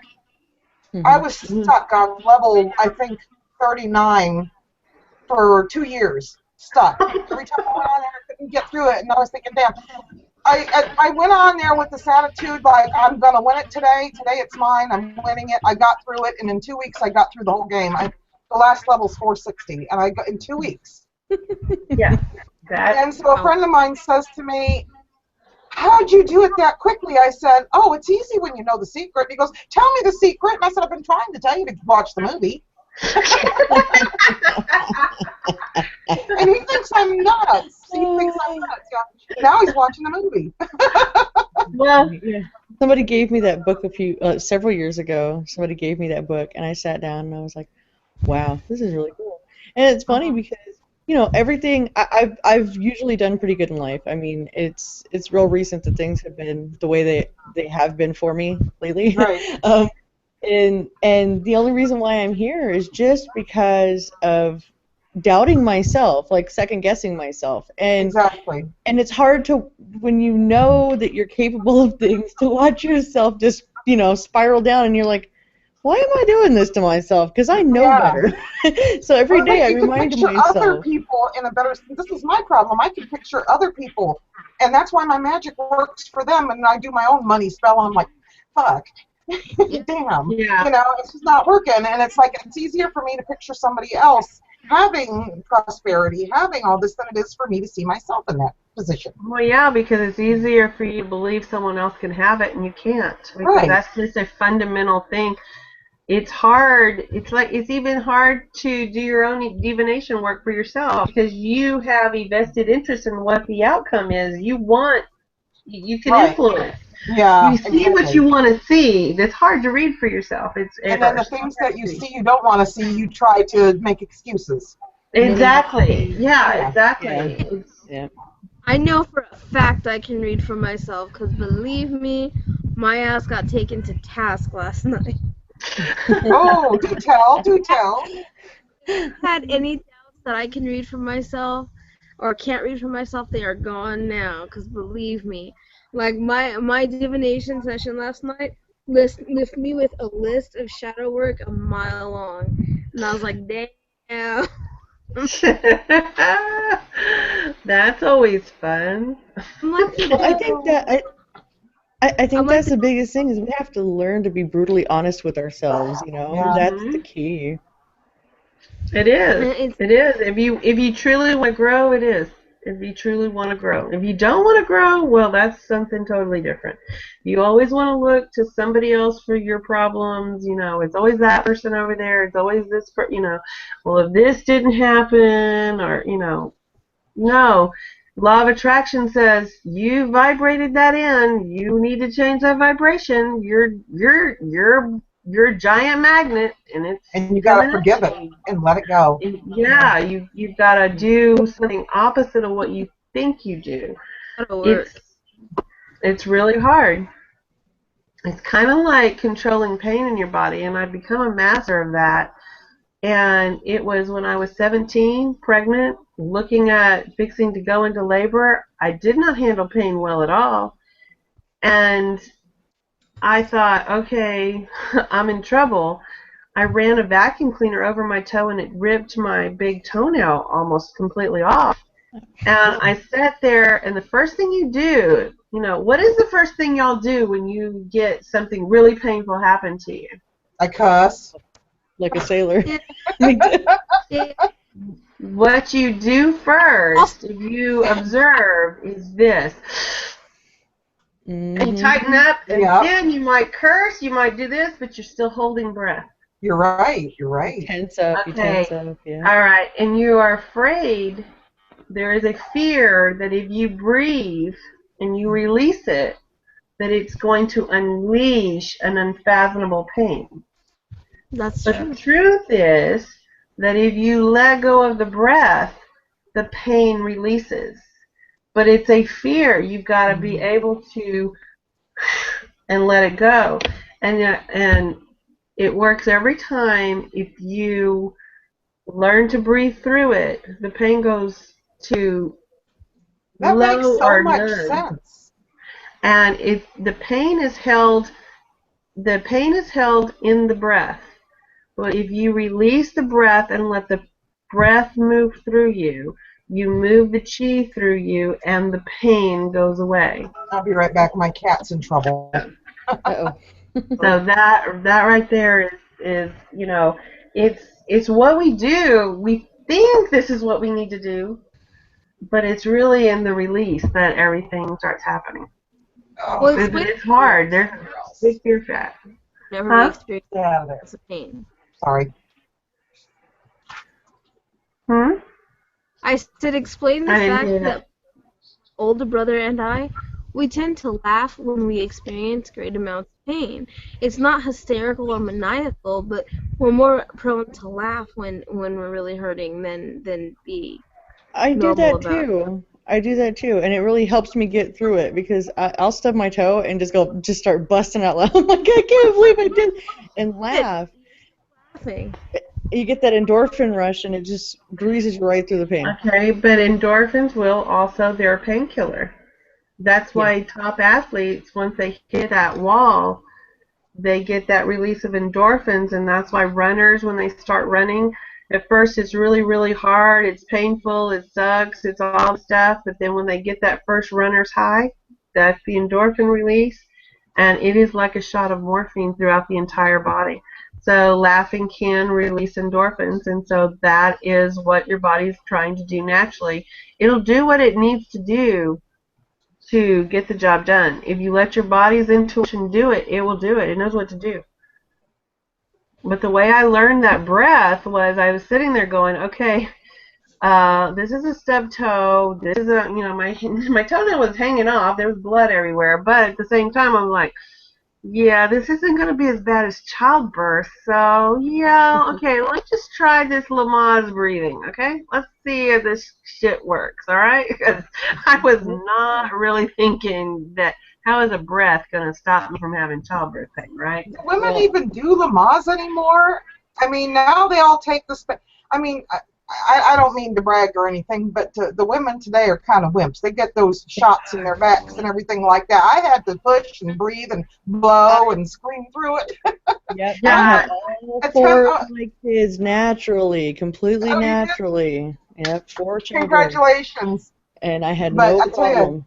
Yep. my son was he was 10 pounds, 10 ounces, and they did a double episiotomy. I was so thankful for that. You know, I was so glad. I told him, I said, you better sew that sucker shut for good. I know, right? I was like, can you just a few more stitches there? A few more stitches? Yeah, I had to have. I'll stick it all the way up. I don't want no more.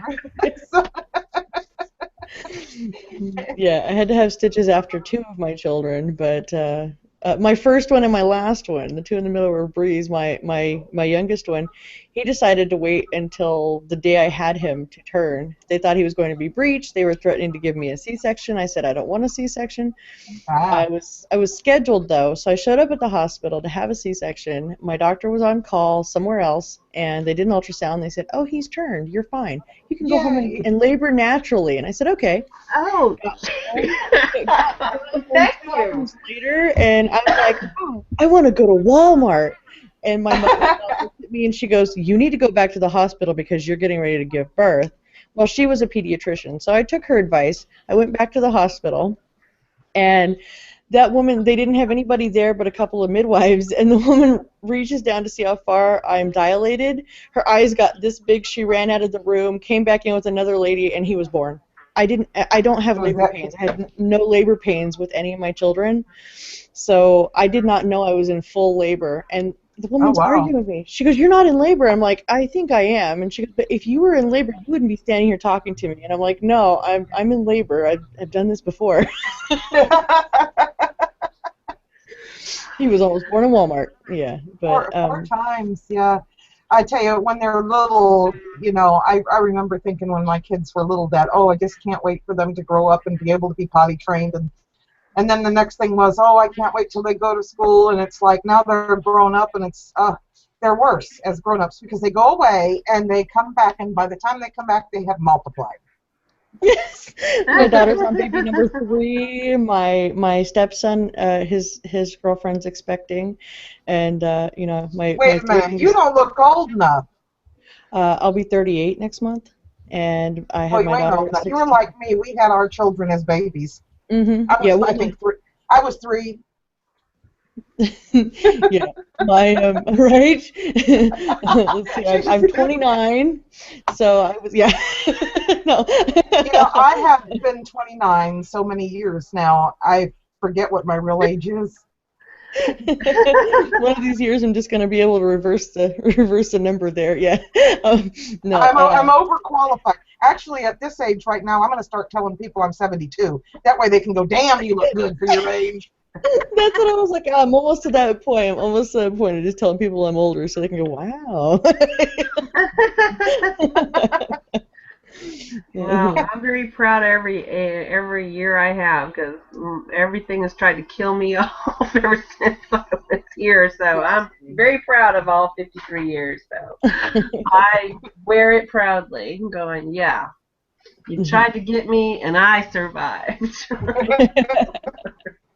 With my age, because everybody Victorious. looks younger. Wait, what did you say? I said I'm good with my age because everybody always tells me I look younger, so I'm fine. I don't care how old I am. And so, how old are you? Yeah, how old are you? Yeah. 6 next month. What did you say? I'm 35. I'll be 36 next month. Oh, I thought you said you were going to be 6 next month. I thought that's what I heard too. It kind of cut out, and I was like, "You're 6?" I thought you were in your early. I thought you were a college kid. I know, you look like you're in your early 20s. Kind of the. Well, so do you. I get that, yeah. Reagan, right? Is it Yeah. Reagan? Okay. Yeah, you look pretty young too. Yeah, normally, like if I just make any kind of effort whatsoever, I don't look, you know, I still get carded everywhere. I wish I could look younger than what I really am. You know, I mean, it's hard being a 26-year-old and looking like this.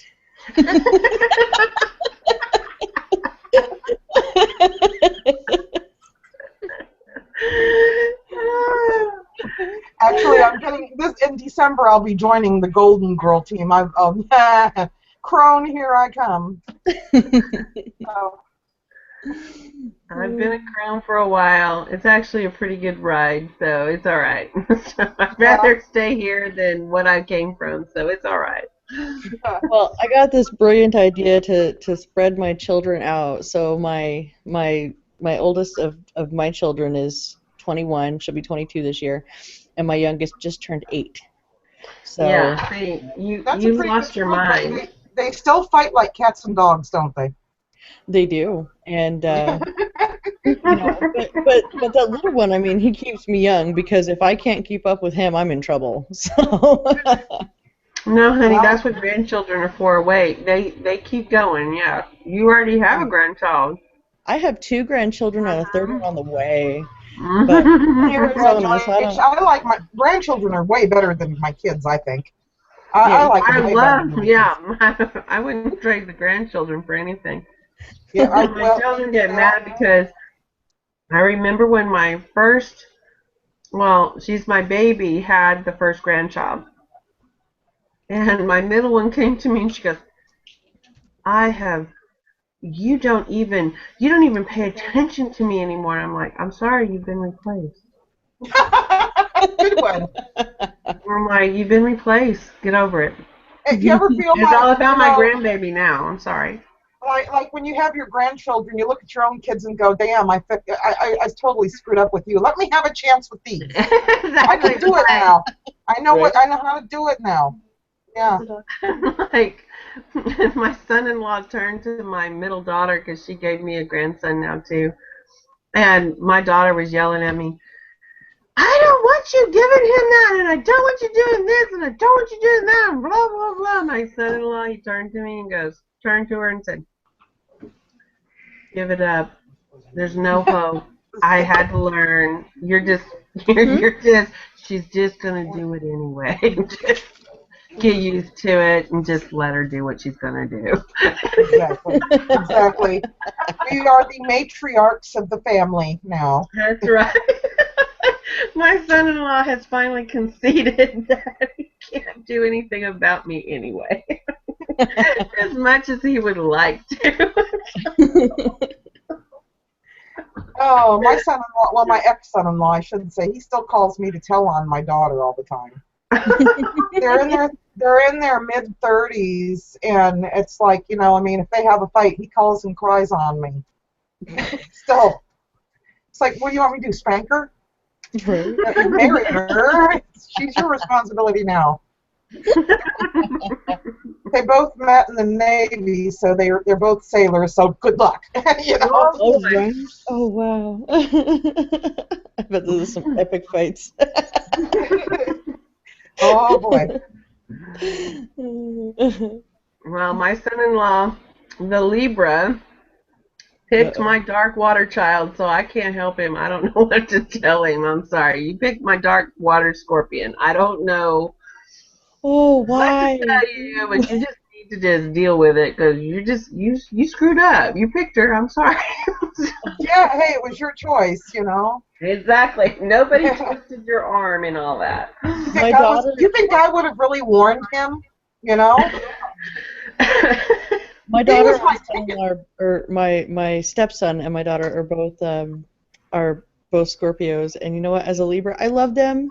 They are my children. They are everything to me. But man, can we butt heads? I can't imagine a Libra and a Scorpio in a relation. Oh no. Oh yeah. For the first, I think it was when they first got together, and he asked her to marry him. She said, "I'll cut my finger off first, so that you couldn't put a ring on it." Okay, I'll cut my finger off. You That ain't sounds like cutting something no my ring. daughter. Yeah, yeah. And she, okay. Then she gets pregnant, and he goes, "Well, you think I'm going to ask you to marry you now? No, I ain't asking you to marry just because you're pregnant. You ain't getting married." So they go at each other, but 10 years later, they're still, and I just performed their wedding, so I'm very happy. So, There you go. yes. So, yes, I was very honored. So, so the Scorpio finally conceded to the ring on the finger. Oh my God, just took her 10 years. Mm. There's something else, but I don't know. My Capricorn is pretty. Capricorn is pretty intense as well. I don't know. You know? Well, I've got besides my 2 Scorpios, my other 3, I've got one Cancer and 2 Leos. And my 2 little Wow. Leos, those 2, my 8-year-old and my 11-year-old, man, talk about some epic fights. Oh, they make every other sibling disagreement look like child's play. Those children just want to murder each other. Well, Oh, yeah, man. because they're two lions. They Mhm. both want to dominate. Oh, do they? So yeah, that's the that's the two lions going at it to see who gets the herd. Oh. Yeah, they're not gonna give that up easy. Oh no, there's no backing down on either side, and they will go at Yeah. it and go at it, and then they'll both do the whole truce and everything's fine until I turn my back, and then I'm having to turn And right back then around. whack. Oh, oh, and my little one is the worst. Like he's the mean one. Well, because he He's a little knows the law. spitfire. So I'm going to have to be going here in a few minutes because it's almost 10 here, and I've got that appointment in the morning. But is this like an open forum every Wednesday, or? Yeah, pretty much. We just let whoever you view. I just always offer an invitation so that people can join and talk. And we Okay. just talk about anything and everything. So What time does it usually start? I mean, I'm on Eastern Standard Time. I don't know about y'all. I'm on 8 I'm on Central Standard Time, so it's 7 my time. So it'd be 8 your time, 8 and my then time. going. Yeah, it goes backwards. And Yeah, where is everybody? I'm just curious. I'm over in Ohio. Oh, I'm I in am. Vegas. Where at? Yeah, I'm sorry. Oh, I'm in Las Vegas, Nevada. You're in Las Vegas. Woohoo! Win me some money. I'm in Corpus Christi, Texas. Oh, a Texan. I am a Texan on the Texas coast. And spin?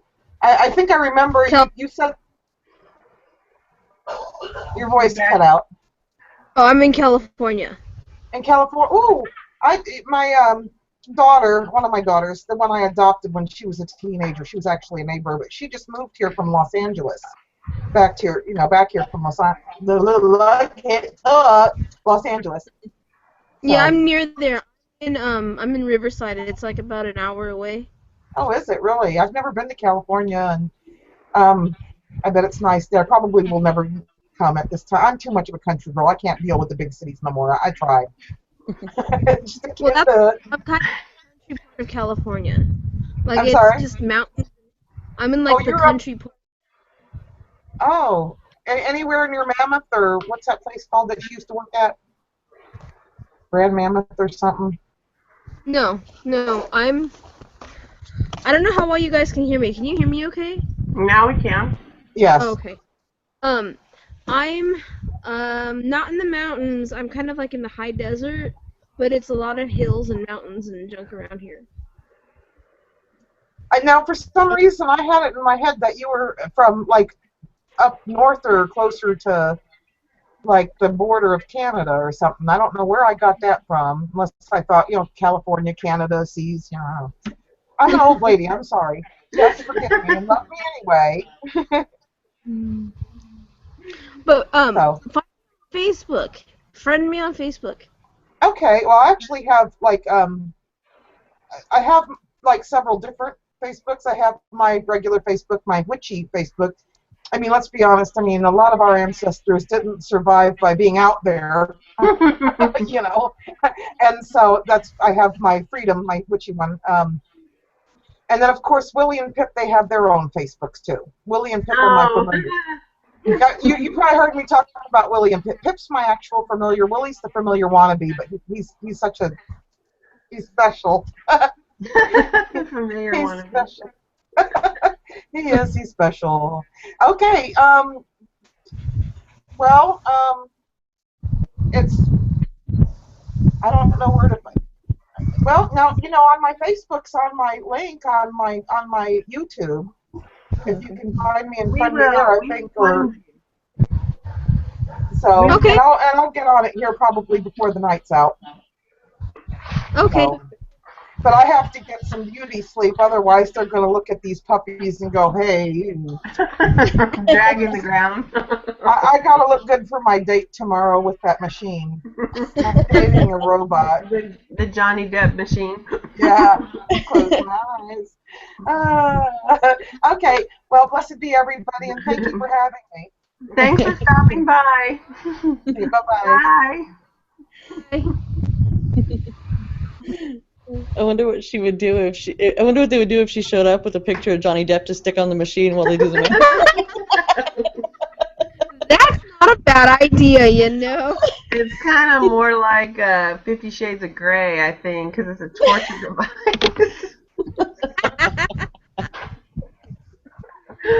Get your favorite kiss and put it What's that guy's name in that movie? I haven't even watched that movie. Sorry. I don't find Do we have more people we can bondage bring in? attractive. Huh? Do we have any other people we can bring into the madness? Well, I've sent out invitations, but last time I found out that they didn't receive them. So let me kind of re-invite. Here, Mama. You want that? Because some people did not receive the invitations. I thought they all went out, and then I found out I was wrong. Otherwise, yeah. It's such a pain. But this is cool. This is the second week that we've had a new chatter. Exactly. Last week we had Mystic Moon. This week we had Blue Whisper. And I did send a invitation to Mystic Moon and Miss Carrie, who also contacted me wanting to know how to do that. Yeah. But you know, maybe that's not the right Mystic Moon. Some random person. Whoa. Yeah, I know. There's no telling he might show up on here. And I also sent one to Josh. Can we shoot for the guy that does the Colonel and KFC commercials now? No, I'm just kidding. I've got my youngest son keeps walking around the house. He picks up little one-liners from different commercials, and for a while it was, "I got the meat sweats," and now it's in a big old cookie. Oh my god, those are the exact two ones that my niece says. My niece is weird like that. She's still does stuff like that. Oh, he watched that Smosh video where they were doing the, you put the meat in your mouth. I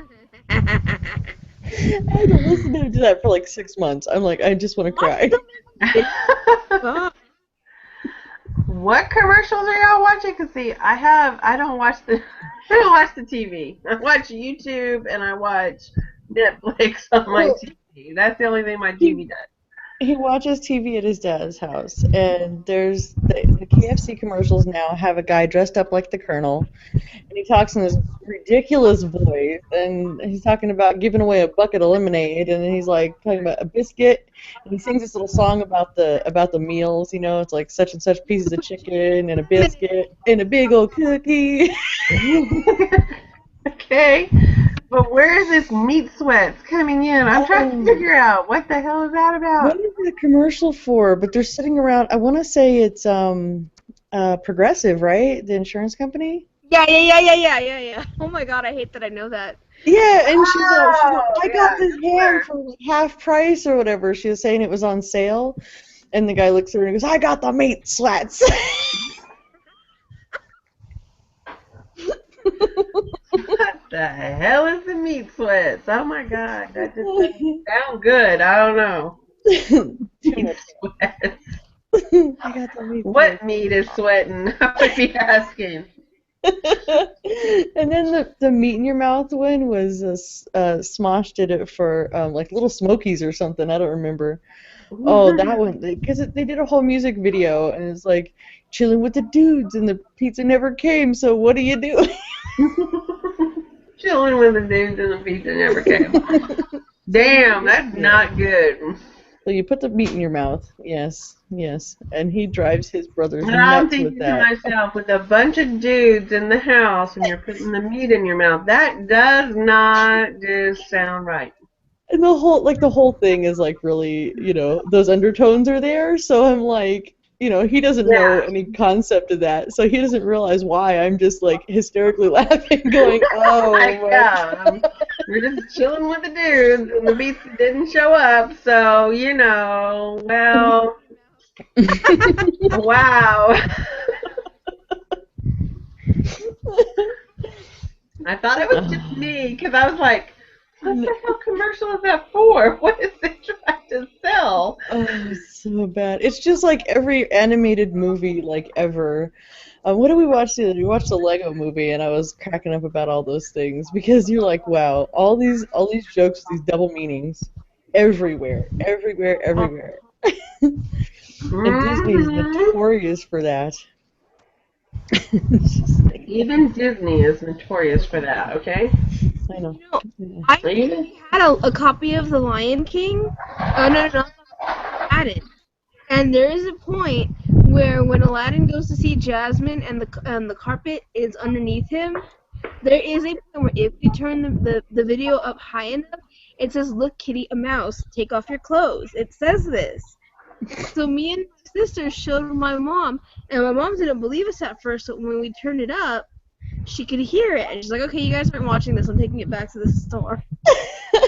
Well, Disney got in trouble because there were animators that were putting it in The Lion King. The leaves make the word sex as they're It's the flying down.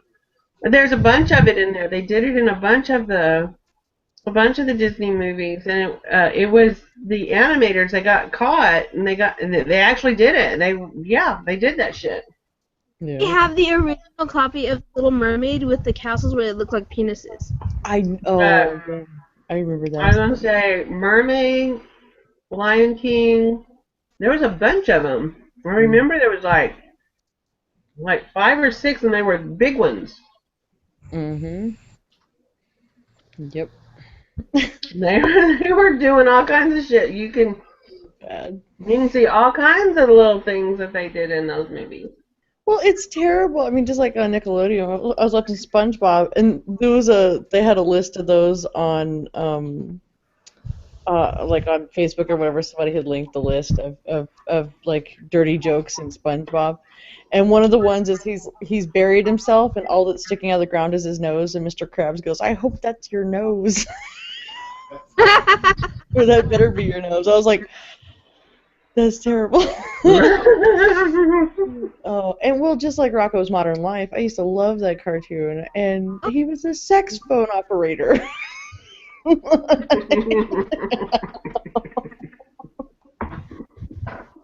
Oh.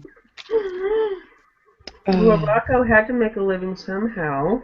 no, Hef was my hero. I take my hairstyling from Hef. Thank you very much. No. I don't know. So, what magic are y'all going to perform on this new moon beginning? Oh, I need to do a lot. I need to sit there and write it. I did the video, but I haven't written my own magic. Whoops. Uh, I think that's what I'm struggling with the most lately is just my follow through. It's like I know what needs to be done. I know how to do it. I've got all the means and all the ability, and I just get to a certain point and just drop off. And I'm like, what is wrong with me? Why am I not able to, just get my head out of my butt? I don't know. Don't know Because there's what it something is. that's not quite right there that you haven't quite figured out, so you don't want to put something forth that you really don't want. Maybe there's Yeah. Maybe something that you're don't know which way you want to go. You're being wishy-washy. Yeah, I You're think, being, you're being that Libra. You're being that seeing both sides of the. yeah, because I mean, and ultimately, I know what I need to do. Like I said, I have a direction. I do know what I want and what direction I want to go in. But I don't know. I mean, and sometimes I stop and I go, I think I'm just being lazy. Like I'm literally just being lazy. It's not. I mean, I struggle with depression. I always have my whole entire life. That's always been an issue for me. But I tend to like compartmentalize everything in my life so that I can still Mhm. function. It's like, okay, I can be depressed on my own time. I'm gonna go cry in the Mhm. closet for a few hours. Okay, let me just, put my big girl panties on and get back to work with what I need to do. But sometimes I think I've reached a point where I'm just being lazy. I can't because I've overanalyzed everything. I've stripped everything down. I've looked at everything, and it's like, what the hell is your problem? And I think I'm just being lazy. I think I'm just going, I'm tired of doing this. I just want to sit on my ass right now. You know. Well, then someone needs to take a diet pill and speed it up a little bit so that she can get it done. I had her all. Something, I don't know. Light a fire under your butt. Oh, You can sit down when you're done, dude. yeah. Not before. I keep taking these union breaks, and I'm not in a union. Yeah, I you need need to to get out go of to the this. union break. Accountable. You know how I am, and I sometimes need to be held accountable for what I do, and a lot of times the goddess I work with is very good at that. But even sometimes it needs to be more. So I will check in with somebody who for the things that I need to do, so that I get them done. Like, did I, do my laundry today? Well, if I don't feel like it, I know I'm gonna be so and so is gonna come over, or so and so is gonna ask me, and I'll have to answer honestly if I did it or not. You know what I mean? So maybe you just need to find that way of holding yourself accountable.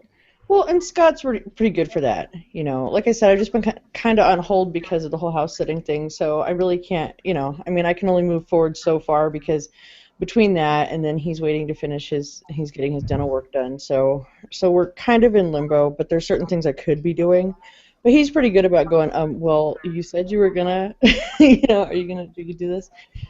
But I think sometimes he gets nervous about pushing me too far because, when I'm being lazy, I'll just be a big old kid and start throwing a fit. I don't want to do, So he's trying to find that A balance. big of how old far he can kid push or a me. big old Yeah. bitch? He's Both, Yeah, what is a that? childish bitch, yes. Yeah, they're not worried about me being a big old kid. They're worried about other things when Yeah, they push me only so far, and then hell Yeah. breaks loose. Well, and I think, I mean, because like I said, I've looked at everything else, and it's like everything else is in place. What is your problem? What is your problem? What is your problem? Well, what are you doing right now? Well, you're just sitting there. Why are you just sitting there? You could be doing something productive. Damn it. Yeah, I've been holding Brandy accountable a lot, and she's not liking it. But you have to, and you have to have somebody to do, you know what I'm saying? I mean, normally I do that for myself just fine. And that is one thing where the depression kind of steps in because then I beat myself up too much. And I get to the other side of it to the point where I'm like, Yeah, well, I'm because just you a don't need to failure. beat yourself up over it. You just need to, Just need go to forth. Yeah, What is it that you feel like you're putting off? just work in general. I'm supposed to be doing all of these things that I'm just not doing. Okay, well then post a thing that says, oh, if I can't get my ass up to do it here, then I need to go to get a 9 to 5 job Yeah, and and do it for someone else. Oh, okay, let me do this. I prefer to do this. yeah, and that's where I'm at right now. That's what I was dealing with the other day. I was telling myself, it's like, you know what, you're just gonna have to go and work for somebody else for a while, and that would devastate me. No, you just have to threaten yourself about it. Yeah. That's all. So It's not that you have yes. to do it. You have to go, oh, I could have to actually be getting my ass up and going out there to do this shit. Yeah, and that's the But bottom you're line. also going to have to put boundaries up and say, 9 to 5, 9 to 5, this is my 9 to 5. Y'all go over there, 9 to 5. I'm making money Well, so we can eat. and that's another big thing too is I'm struggling with because my landlady doesn't understand. It's like, look, I have to be left alone, you know, Yeah. during these hours. I have to have this time uninterrupted to work. Yes. I don't care what kind of sale they have on, steak down at the store. I don't care, if you want to You go play put in the a thing driveway on with your the kids, door. Yeah, Work it's in like, maybe session. Work in session. Monday through Friday, 9 to 5. If you need me, call this number, and when I can respond to you, I'll respond. Right. Like yeah, it's your work office. yeah, Exactly. because that's the hardest part. I mean, that was the one thing about when I was in the house was it was, okay, kids, these are the hours you can't bother me, or I would work when they went to sleep at night because I sleep weird hours anyway, so 2 hours Right. is Doesn't fine, matter when your 9 to 5 is, but yeah. Yeah. Yeah. So, But my kids are really understanding. I don't have a problem with them, going, oh, no, unless we're bleeding, we don't bother mom. They're really good about that. They're really understanding. But it's adults that I have a problem with. I'm like, okay, or I'll say, okay, this is my schedule, and here's what I'm going to do, and remind them, sometimes I need a little push. Hey, if you see me just, standing outside staring up at the sky, tell me to go inside and get my ass to work. But nobody does that. I mean, I don't expect them to babysit me, but at the same time, it's like, hey, I came in like over there. I go in to use the bathroom, and I have to go through the living room, which is where there's usually people in the living room. Yeah, And exactly. I'm darting in to use the bathroom and then get back to work, and here I am. Come in. Here I am. I'm using the using the bathroom, and then I'm stopped dead in my tracks, and an hour-long conversation unfolds, and I'm like, "Whoa, hey, remember I told you I was working and I just needed to go to the bathroom real quick?" That kind of stuff. The distractions are overwhelming, and like I'm in here and I can work and I can do things because I don't have that. I'm in control of everything, but then I'm like, well, this is only gonna last so long because I'm only here for a few more days, and then I'm right back to the same old crap again. So it's me learning how to be the proper kind of bitch and tell people, hey, no, I have to work. So that's a lot of my problem. I don't know how to like put those boundaries down with people. And Scott's a little too good at it because he'll just be like, look, fuck off. Then I feel bad. I So have that. I have that face. I can do that. yeah. Why are you friggin' bothering me? Yeah. Well, it falls on deaf ears though. That's the hard part. It's Yeah, oh my well, face makes them run in fear because they think they're dying. They're fixing to die. mm, I I have don't know. that look. I'm really good at that look, and that's Well, they're really that good. works. Yeah, that works with my kids. It worked with my mother fantastically. It was like, okay, seriously, I wouldn't even have to say a word. I would just get the look, and they would be like, oh, never mind. And Exactly. but I deal with a very stubborn Gemini who oh, there's a boundary. Oh, we got to crash through that wall, with Oh, everything. Yeah. I have to be the hell, fucking exception to no. every rule. I have to be the exception to every rule, and it's like, come on, I can't afford this.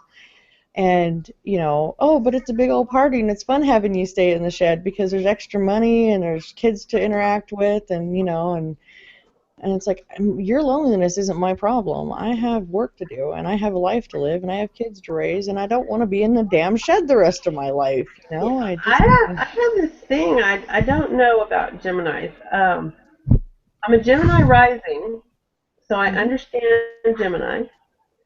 I have a really good witch friend, Gemini. Perfect, beautiful relationship. mhm. I have an employee that's a manager. Again, excellent, in Oh, working. their work ethic is But amazing. no, but when I come to Gemini men entering my life, OMG, run! Like, I I don't have do, let him been yeah. gone for after he gets on my Facebook Mhm. and starts Republican crap all over it. And then, okay, he's a Christian Republican, okay? I Yeah. mean, it got really bad. I didn't even have to respond because all my friends attacked. He just lit a freaking fire. I'm like, you are on the wrong Facebook page and you want to Yeah. survive. Because all my people are like liberal out the butt from all across the world. Every healer, every alternative, anything is on there. All Yeah. kinds of stuff. He didn't stand a fighting chance, right? So I blocked and deleted him. This went when I should have known when I first met him. He found out that my father was a professional football player. So he Googled him and questioned me on my father to see if I really knew, see if that was really my father. Oh my I'm God. like, seriously? Pretty sure I know my dad, and I could take you to my dad's house, and I could show you memorabilia with my dad all over it, including the football cards people still send him to sign. Wow. I'm like, seriously? He was questioned. If he was your dad, what was his this, that, and the other, and 19 whatever, 59, blah, blah, blah. And I'm like, fucking seriously. I'm like, since I wasn't born until 62, but I can tell you this, so anyway, he got on my Facebook after 3 years of being blocked and deleted, and damn Facebook unblocked him. So one of those updates, he got unblocked, and I just didn't know it. Facebooked me. Can we have sex? After 3 years. That was his message to me on Facebook. Wow. I was like, what? I didn't respond, okay? I didn't open it, didn't respond. I was like, so he came back with, May I have sex with you? I was like, oh, okay, this is the can and the May. Okay, I get it. Wow. Like, Gemini. Oh, I'm like, semantics are going to make all the difference, right? Right? Yeah, exactly, because you said, may I? No. Oh, that's insane. You forgot mother, may I? I'm sorry, no. I think my problem with Geminis in general is that, I don't know if it's being a Libra or what, but I draw that duality out of them to the point that they can be my best friend and worst enemy all in the same breath.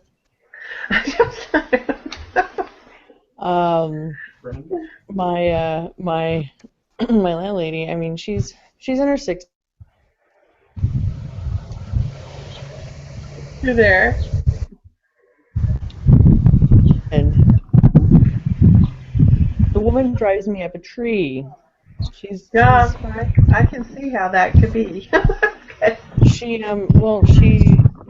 had cancer. She went through chemo. She's had a lot of health problems and stuff. And it's a weird interaction. I don't know how to explain it. Well, like I said, I have a lot of good people in my life that were Geminis. Not a problem. But when it comes to a Gemini man coming into my life, so I get what you're saying, because I'm like, did I just enter a twilight zone? Did I just, go into a warp of fabric because something just changed in the whole universal dynamic?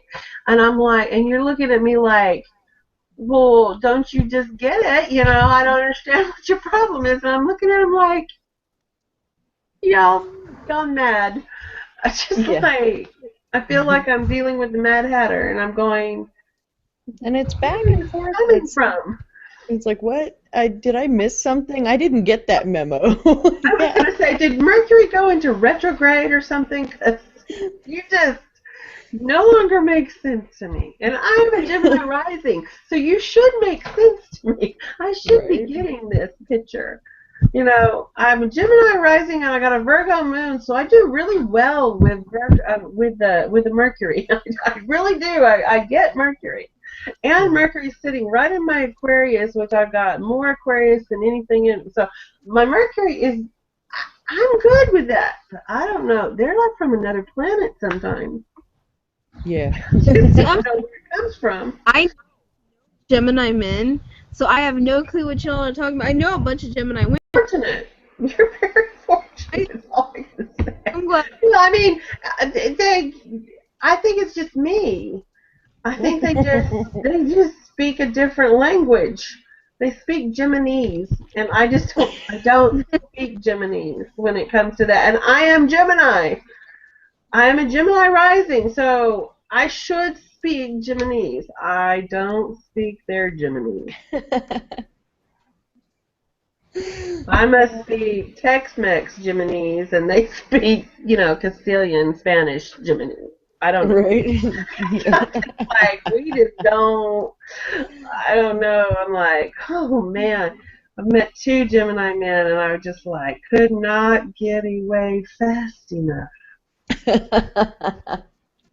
It was no problem in getting hooked up with them. I was like running for the hills.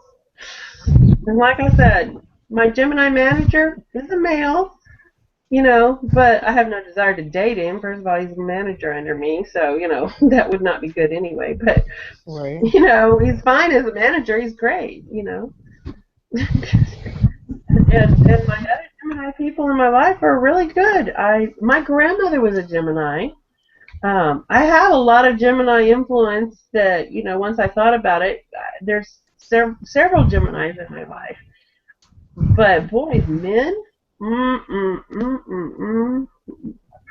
don't get them at all when it comes to Gemini.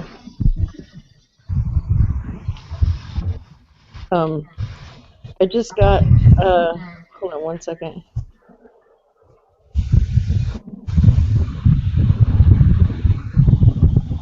I just got a message from, technically my ex-sister-in-law. Yes, that. Anyway, she was just asking me a question that actually that's relevant to chat. Well, not to our Okay. topic that we were talking about, but she was Well, yeah. asking about, she has a friend that's having some really bad luck, and she's trying to figure out the best way to go about making her a talisman for good luck, and was asking if I had any suggestions. Well, do you? Talisman for good luck. What about a four-leaf clover? Right? Sasha, you kind of cut out on me. I didn't hear you. I Oh, heard you. I said, is she a witch or is she just?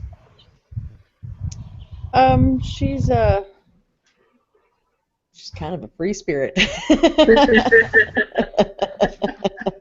Aren't we all? I wouldn't have it any other way.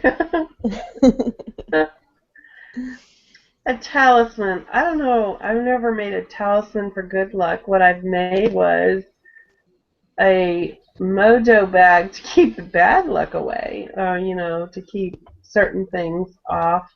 But I would suggest, since Jupiter just changed to Virgo, that means there's a change in luck for everybody. So I would go with that Jupiter being the planet of luck and good fortune, and start working with something to do with that.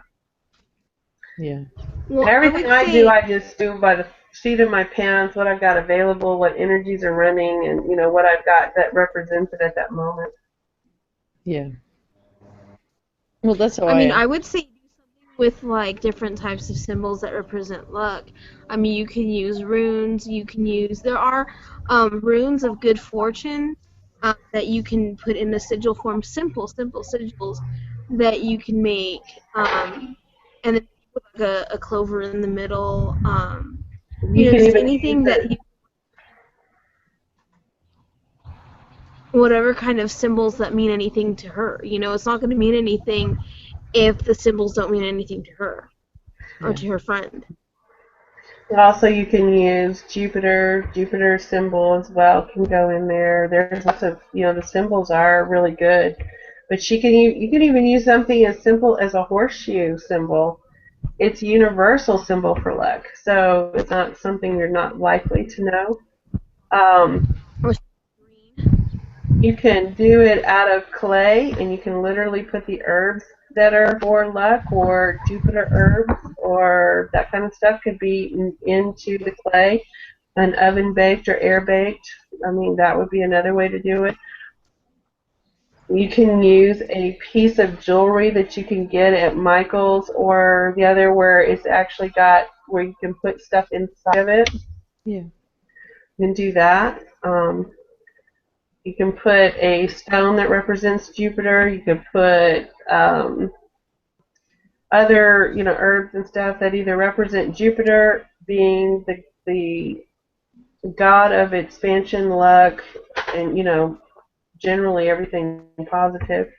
And it spans everything it radiates from. So she's wearing something here, and it's expanding everything. To to program it to expand her luck or her good fortune.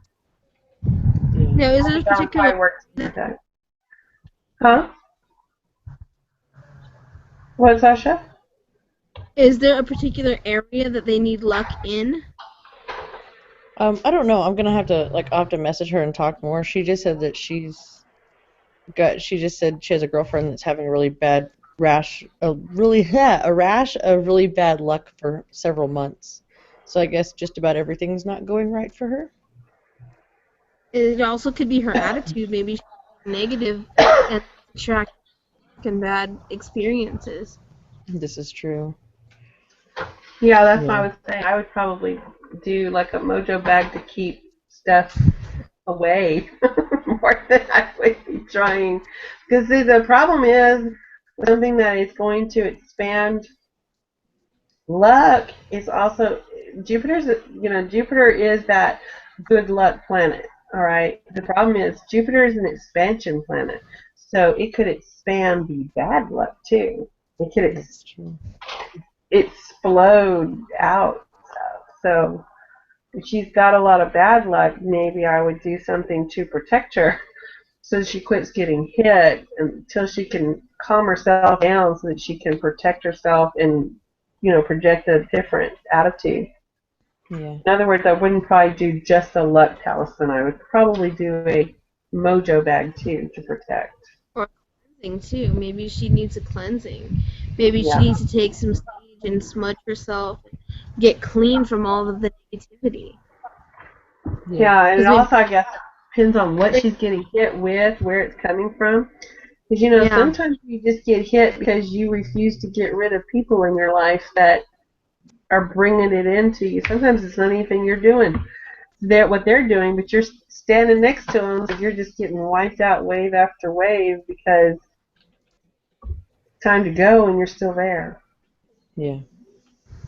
It depends on what her situation truly is, because there's lots of ways to attack it.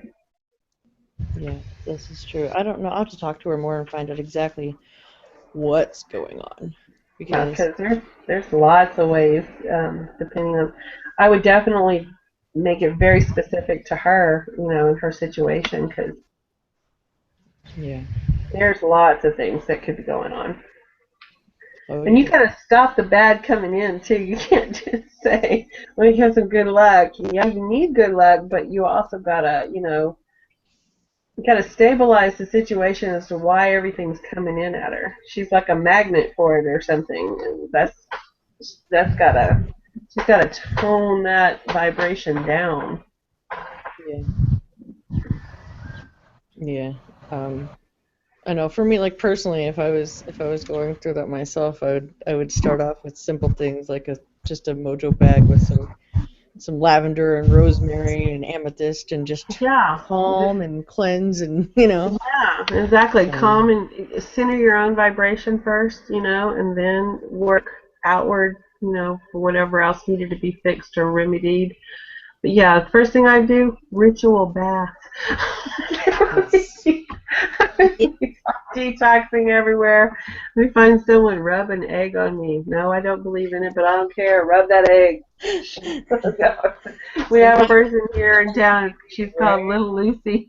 I would be making an appointment. Little Lucy, rub that egg all over me. Rub a couple of them. Don't stop with one. I need to cleanse. do the whole. Here, I brought you a dozen eggs. Here, use these. Wait, the flat. Do Done. that. 5 dozen. Like, I don't care how expensive eggs are. Here you go. Right? Just get me cleansed. I, I would go straight to my store, get a detox. I'd be detoxing internally, detoxing outernally. I'd be in my ritual bath, smudge myself, be in my altar. I'd be doing the whole 9 yards. I used Florida to, water everywhere. right? I used to, if I had a really, really, really bad experience, I was infamous for quitting jobs, and every time I quit a job, I'd go home and burn the clothes I was wearing. I've burned furniture in my house before because I was just so fucking tired of it. I was like, that's it. Yeah, if I'm wearing an outfit and something bad happens to me in it, it's going in the fire. I'm just burning it. Gotta go. Just gotta go. Totally understand that one. Oh, you're having bad luck. Totally Your whole life is understand. bad. Burn it all down. Let's start again. Don't get more cleansing than fire. Just burn it all down. Yes, I remember the day I started with my husband. We had the furniture was too big for the place that we'd moved into because we were going to build a house, and so it was the only place available to rent where we were moving to in the country. And so we get into this little trailer while we're going to go build on this land, and And he had let the Rottweiler, the huge friggin' Rottweiler, I loved her, but, to death, but he let her be like a baby, like she was a lap dog. And so he let her systematically ruin the couch, because Rottweilers and Dobermans, by that way, because we've had those too, have a notorious black thing that they get all over wherever they lay and stuff like that. It's just the kind of coats and dogs that they are. And it stinks, and Well, yeah. you can't get it out. There's nothing you can do. And then he smoked cigarettes and he wouldn't stop smoking in the house. And so everything smelled like an ashtray or a dog. And I was trying to clean house, and I was particularly frustrated, and I stubbed my toe on the couch, which was way too big for the living room. And he came in at right when I did it, and I was pissed off, and I was sitting in the chair, and I was, and he goes, "What do you want me to do? Take it out and burn it?" And I'm like, "Yes!" I picked it up on in and I started shoving it at him, and he's at the door and he's going, wait. And I'm throwing him out the door with the couch on top of him. It's going out, and it was out the door, and we put it in the yard, and I got the lighter fluid, and I started doing it, and I threw a match in it, and all he could do is just sit there and hold the water hose. And then I went right through the house, and everything that pissed me off went on that fire. I made a bonfire in the front yard. He about had a fucking heart attack. And he was with the volunteer fire department. He became the fire marshal. Got him. You'll fucking burn this goddamn town down next time. Don't. This was getting very close to the point of when we had divorced. Okay. This was one of those last years. It wasn't pretty. It wasn't pretty at all. Like, but that fire made me feel good. I felt liberated. I threw everything on the bonfire, and then I told him, "I'm going to yoga, and after that I'm going to belly dancing. I'll be back when I get back." I left. Well, in the meantime, he's calling every family member I ever had. And then for the next year, they whispered behind my back, "Do you think she's okay? Do you think she's alright? Do we need to get her counseling? Do we need to commit her?" That's how my children, everybody was angels around me because they thought I'd lost it. I'm like, I haven't lost it. Y'all pushed me, my last button. Y'all pushed every last button. I'm done. You didn't lose I it, will you burn found this it. damn town down. So I so get you burning the clothes. I so get it.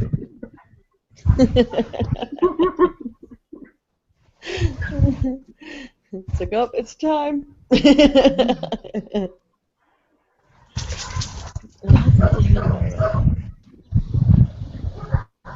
I felt very, very good and liberated that day. I cannot say enough. Fire is very cleansing.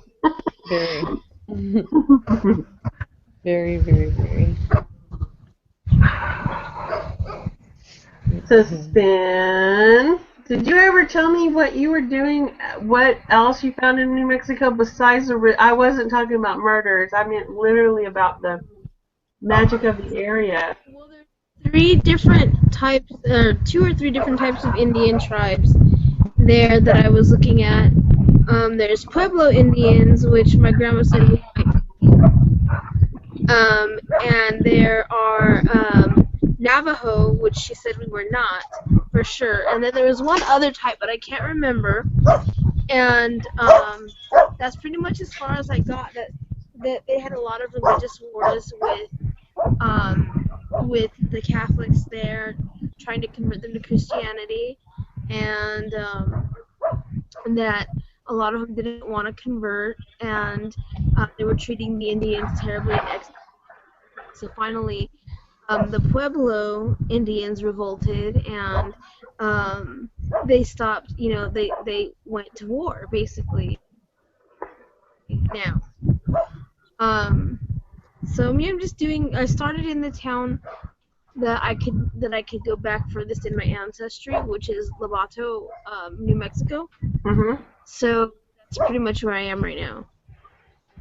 I'm just Well, looking around that town. I do believe that all Native Americans resisted being converted to Christianity. Well, I don't believe any of them appreciated it at all, well, see, what regardless of their happened tribe. there were some that did convert and held positions in the church, but when their tribe revolted, they relinquished their positions and they went, to war with their tribe. They went to war alongside their tribal people. Right. But when they Um, usually converted, it was only to get some benefits such as food that they were denied or something like that. It was usually not because they had actually given up. yeah, They did no, it they were because they just were being forced to do it, really. they were being fed up with the way that they were being treated. They were being fed up with the way that that they were being forced to convert. They were just fed up with everything.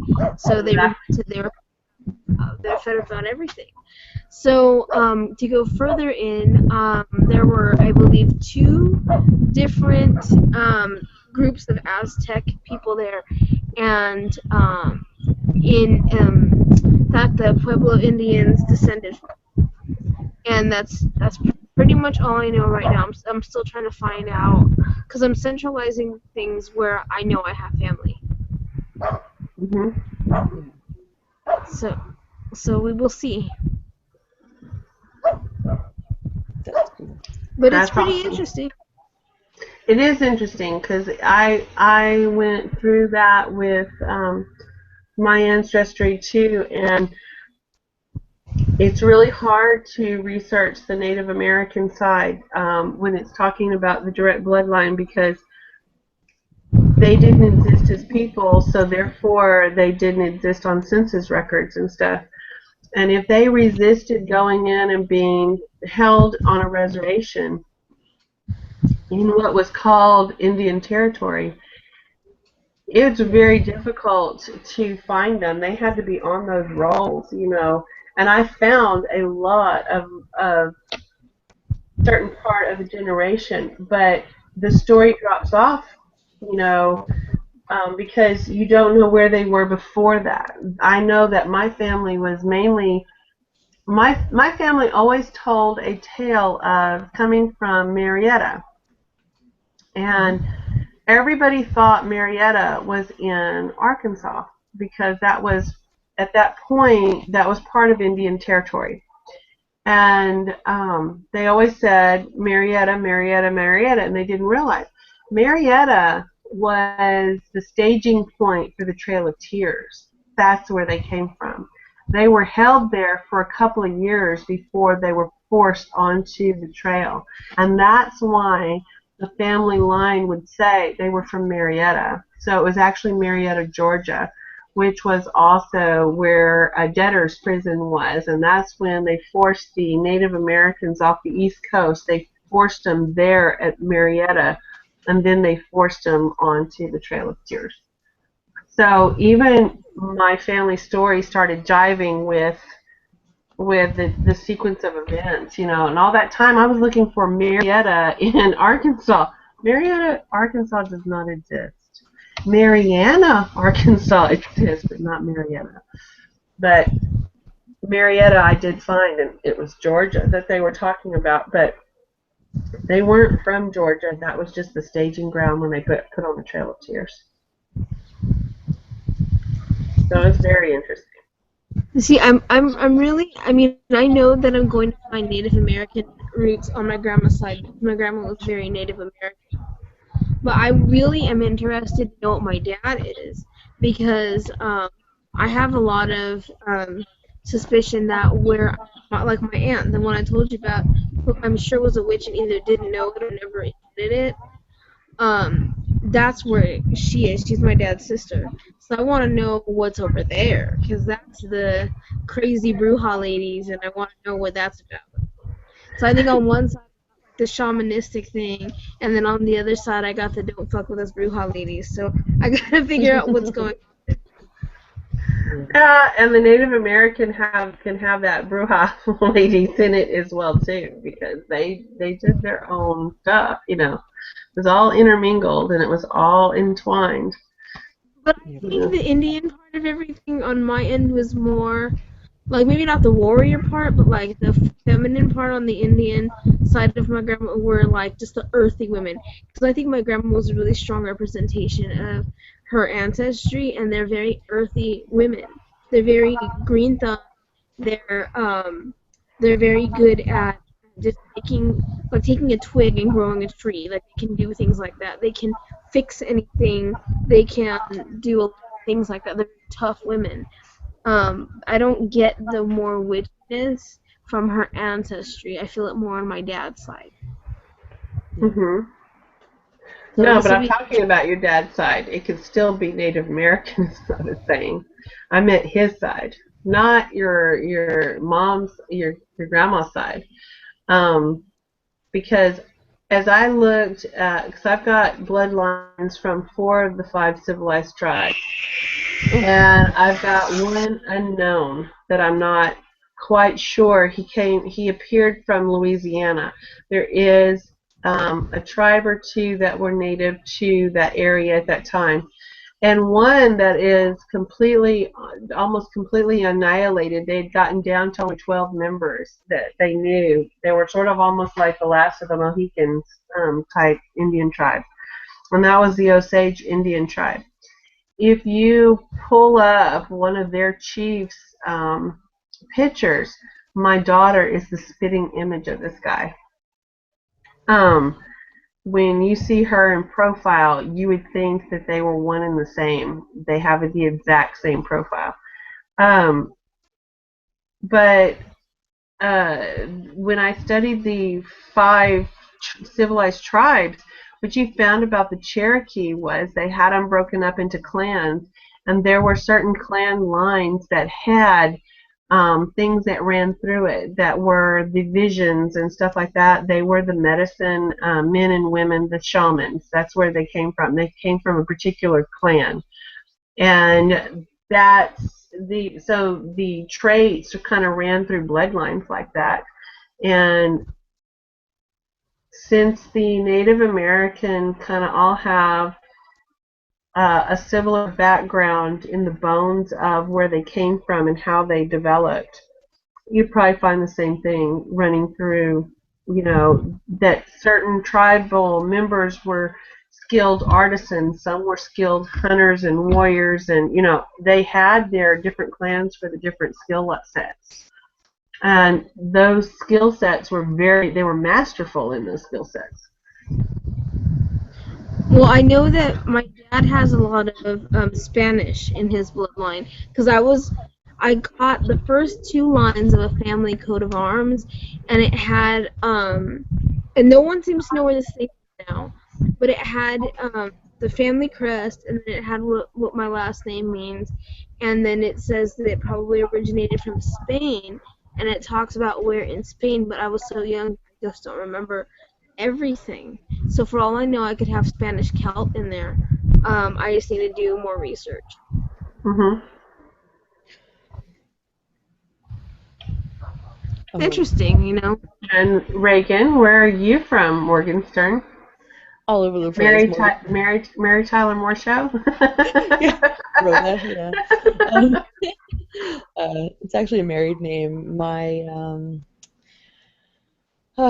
didn't like my mom didn't give me my dad's name because they weren't married, so I took my mom's name. But my dad's last name is Luna, and his family name is Benavides.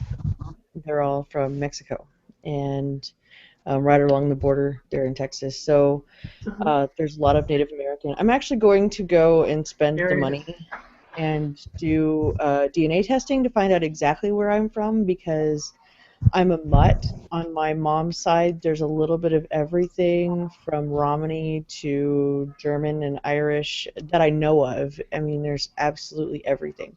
So I'm curious to kind of pin it down and see exactly what kind of a mutt I really am. I understand that mutt thing. Even when I find a whole line, it's still a mutt line because it's multiple. It couldn't just be like one Native American tribe. I've already found like four for sure, and then one suspect. And I'm like, really? I couldn't just have like one? No, of course not. Never. Well, But that the interesting thing is that did you ever watch that thing about the first Eve that used to have it was on Nova, oh yeah. and it was a genome because they were looking back through the matriarchal DNA, and they came back to the first Eve coming out of Ethiopia, and then all of the DNA runs through that line, and it actually shows you how it traces back. But when they did that, they did random testing on groups of just random people in different parts of the world, and one of them was in um, Chicago, I believe, and they got these like 10 people, and they did the DNA testing, and two of them came back as distant cousins. But the distant cousins were a Greek woman and a Navajo man. They come from the Oh, same original origins in the Mediterranean.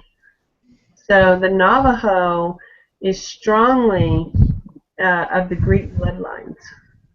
Yeah. So it's very interesting how all these things play out. Yeah, and my family, like I said, they're from all over the place. A lot of them are very nomadic. I had relatives that used to run with Pancho Villa. I had she was, I don't know what she was, but she didn't speak English. She was an aunt, great aunt. I don't know how many greats was in there, but and she would talk about, like, tell stories about licking the dew off the leaves, and I mean, just her stories were amazing. I remember that as a kid, I just would just sit there. My grandma Lupe would translate for me, and she would Uh-huh. tell me all these stories about all these things that she did, and it was just mind-boggling. It's like, wow. But yeah, and my whole family, like, my grandmother, they were from the hills of Kentucky, so. Oh, that's an interesting mix right there in Mhm. itself. Yeah, so you've got them, and they're from their family. I mean, talk about some just insane mutt mix from all over Europe. It's just so. Yeah, there's some definite, yes, yes. Mine came from, I've got my father's line in North America on a 17, 17, 1726 census record from North Carolina that says the two people that were on there, they were actually born in Virginia. So they even go back a generation into Virginia because they were actually born on. So I've got them back to the 1600s. I just can't find the original ship that came over on. That's the only thing on my dad's that I'm stuck at. Yeah. And then, but they went from that original Virginia or somewhere, I don't know where that original landing was, and then they went to North Carolina, then from North Carolina to Tennessee, and then we've got the Tennessee Hills goes, yes. And my grandmother, and they used to call her crazy, but she would say, because she was a Carter, and she would say June Carter was her cousin. She would say it all the time, and she would say the Carter, and the thing was, they did live in clans, and the Carters came from the same area, and she probably was part of that family. Now, was she part of the gifted? I'm going to sing with the Carter family. No, but but that's why they would always, downplay her. They just thought she was just. And I'm like, I watch June Carter, and I've watched that Carter thing, with Johnny Cash and everything, and I think to myself, yeah, I see my family in those faces. I see how, I'm like, I don't think my grandmother was as crazy. That was the Gemini. I don't think she was as crazy as they would make her out to be. Yeah. And so yeah, those hills over there, those Smoky Mountains, there's some wild stuff over there. Mm-hmm. Well, they were on my grandma's. I think they were all Norrises. Norrises are yeah, and the Norris family, man, they go on forever. There's so many of Yeah. those people. And then Burns was actually my adopted. He adopted my mom. Mhm. And the Burns family, well, they own miles of Texas. I mean, we've got our own cemetery in Woodhigh. Mhm. I was down there for a funeral. My great grandpa family passed away. Let's see, I want to say about 7, 8 years. No, longer than that. I guess it's about 11 years ago. Because I drove straight through. I was pregnant with Bo, my middle Uh-huh. son, and I drove straight through to go down there and bury him. Oh, it was horrible. I love that old man. Anyway, but yeah, my family. I mean, they're everywhere. A little bit of everything. I mean, talk about a true mutt, and like I said, a lot of them were nomadic. I mean, my grandmother married into a very stable family. I mean, you can follow them back. There was actually a Pocahontas Burns. Okay. Well, I have a line of Burns in my family too. My mother, the Native American, her last name Burns. Thank you very Oh, much. oh Yeah, so wow. yeah, and let me tell you, we had a Bird was one of the names. Mhm. We had some. There was some. And not only that, but they talk about how mean this guy was, that they literally, the town got together, killed him in a mob, and nobody knew who actually killed him. And Oh literally my written up in the newspaper, the killing of Bird Tracy. I was like, God. yeah, these Indians were not nice Indians. They were No. mean. Well, my Aunt Patty went through and she did our genealogy, but she did mostly because she actually is a Burns. Like I said, that was my maiden name because I took my mom's name. But uh, that family, I mean, because they were so established, and with the I mean, when they came over here, everything is cut and dried, and it's so easy to go through that genealogy. I'm like, it sucks that I'm adopted into that family, and not that Yeah. isn't my actual bloodline, because that one was easy. That's easy to Yeah, follow. you can't even Yeah, you can't yeah, even find. I can't find my grandfather's father. That's how yeah. hard Well, it is on the because it was straight. It's straight into Indian territory, and he just is non-existent on yeah. How much anything. does I it can't cost? find him. Hmm? How much does it cost to get your DNA done? I think they do. I know they do specials here. It's only like $100. That's not bad. Yeah. But I want to do it though because I think, for my kids and stuff, because my kids, they're all But half. what? They all have different dads. Okay, But so what their are they families. gonna? But what is that? What are they gonna tell you for $100? What they do is they compare you to, because every DNA sample that's taken, whether it's through law enforcement or through for medical Mhm. reasons or whatever, they've got Right. all of that in a database, Right. and they tell you where your bloodline comes from, like what your markers, like who you compare to, Yeah.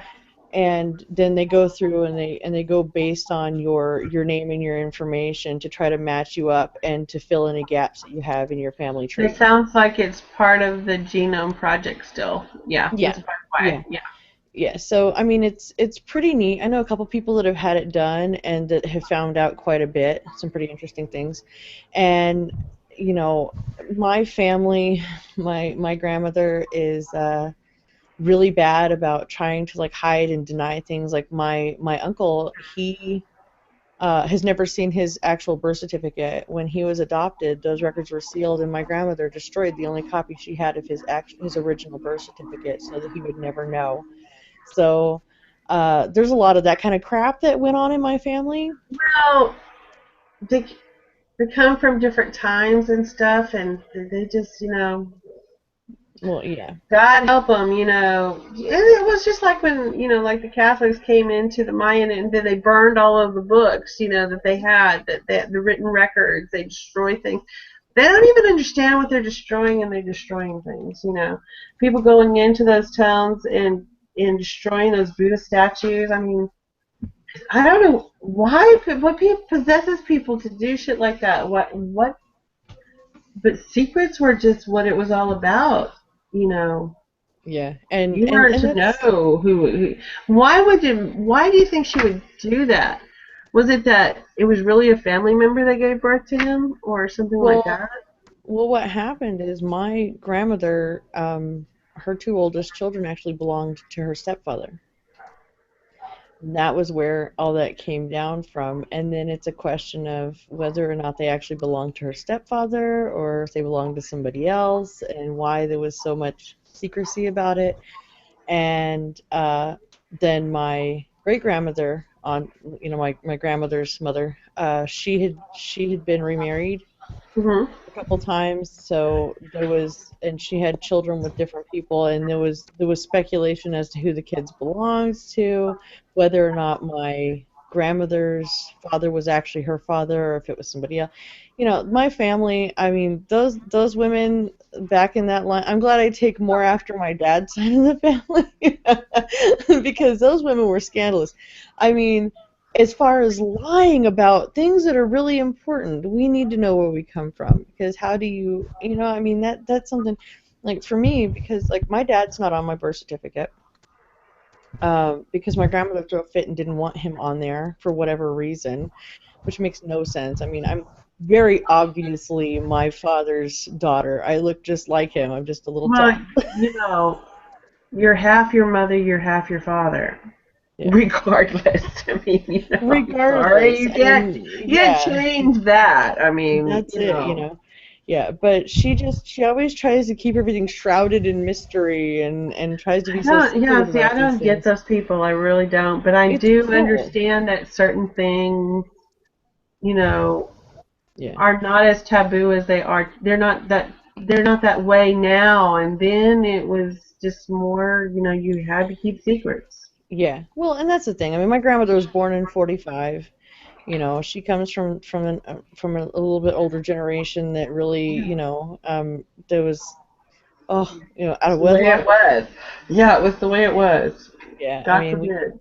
yeah. So I understand. I kind of understand, but there's other reasons why her and I just don't quite see eye to Well, yeah. eye. But I figure by doing this, it'll be a chance to at least get some kind of an idea, and at least answer some of the questions and get a little bit more, because like I said, one side of my family tree is amazing and I know quite a bit about, and then of course the adopted portion of my family tree, their family, I mean, everything is there and well documented, but it's weird to not know the exact origins of your mother's side of the family because it's your mom. That's usually the stuff that's easy because it's like Yeah. you're denying Well, or yeah, that was what the whole genome project was about, was that it became, you knew who your mother was because you knew who you came out of.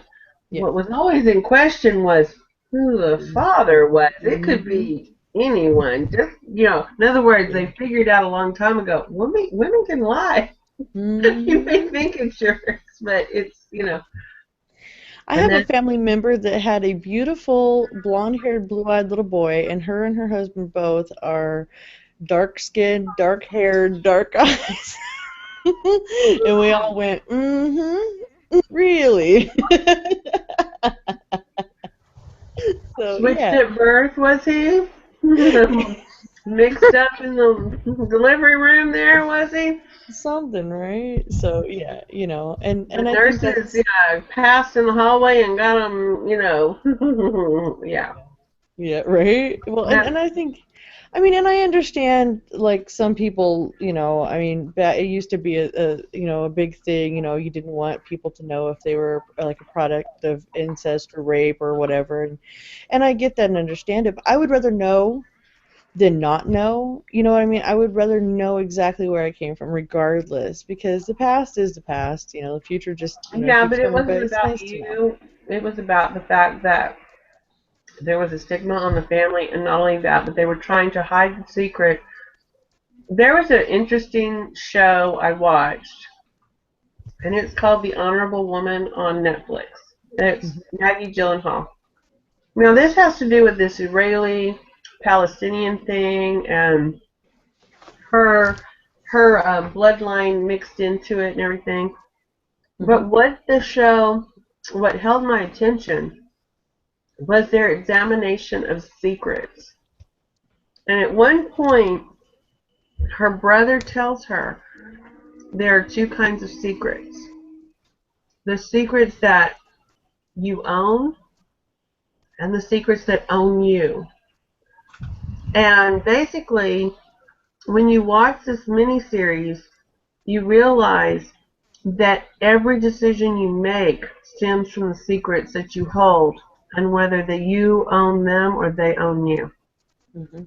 She asked him at one point, "Why are you having an affair? You have a beautiful wife. She's giving you two beautiful daughters. She's pregnant, fixing to give birth to another one, and you're having an affair with a lady inside your home, where your wife is, where your children are." And he looked at her and he said, "Because this secret is one of my own, and it makes me feel special." And she goes, "But she could rat you out at any given time." And she goes, "No, she couldn't, because the secret owns her, and I own my secret. She does everything I say." So he could make decisions, and she just had to play with it Hmm. because of how she interpreted the secret. So it's really a look at some things, no matter what, because of the secrets that we have, there is no choice about our path. There is no choice about our destiny because it's the secrets that we operate from. And it's very, very interesting how the chessboard sometimes can only move one way, even though there are thousands of options. Yep. It can only move one way. That's really funny too, because it's just like the situation that I'm in right now. What I'm doing right now, house sitting, most of it is out of guilt. Oh boy. Yeah. It's the Ah, secrets that we keep. you know, and I'm in a weird position because I do feel bad, but it's something that has to stay the way it is, and I'm just like, yeah, because my landlady, her son, and I dated years and years ago, and we've been friends this whole time. And his girlfriend's considerably younger than him. She's only like 25. He's like 42. Mhm. And he showed up at my house before he went out for his training, uh, and told me that he left his girlfriend and I was single at the time. It was before Scott came back, and after Ty and I had split up.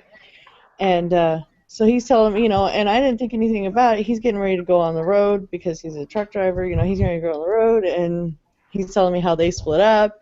So we slept together. Well, I don't think anything about this because, two single people doing the thing, whatever, rebound, friendly, whatever, no big deal. You know what I mean? Hmm. And then I find out that, they did not split up.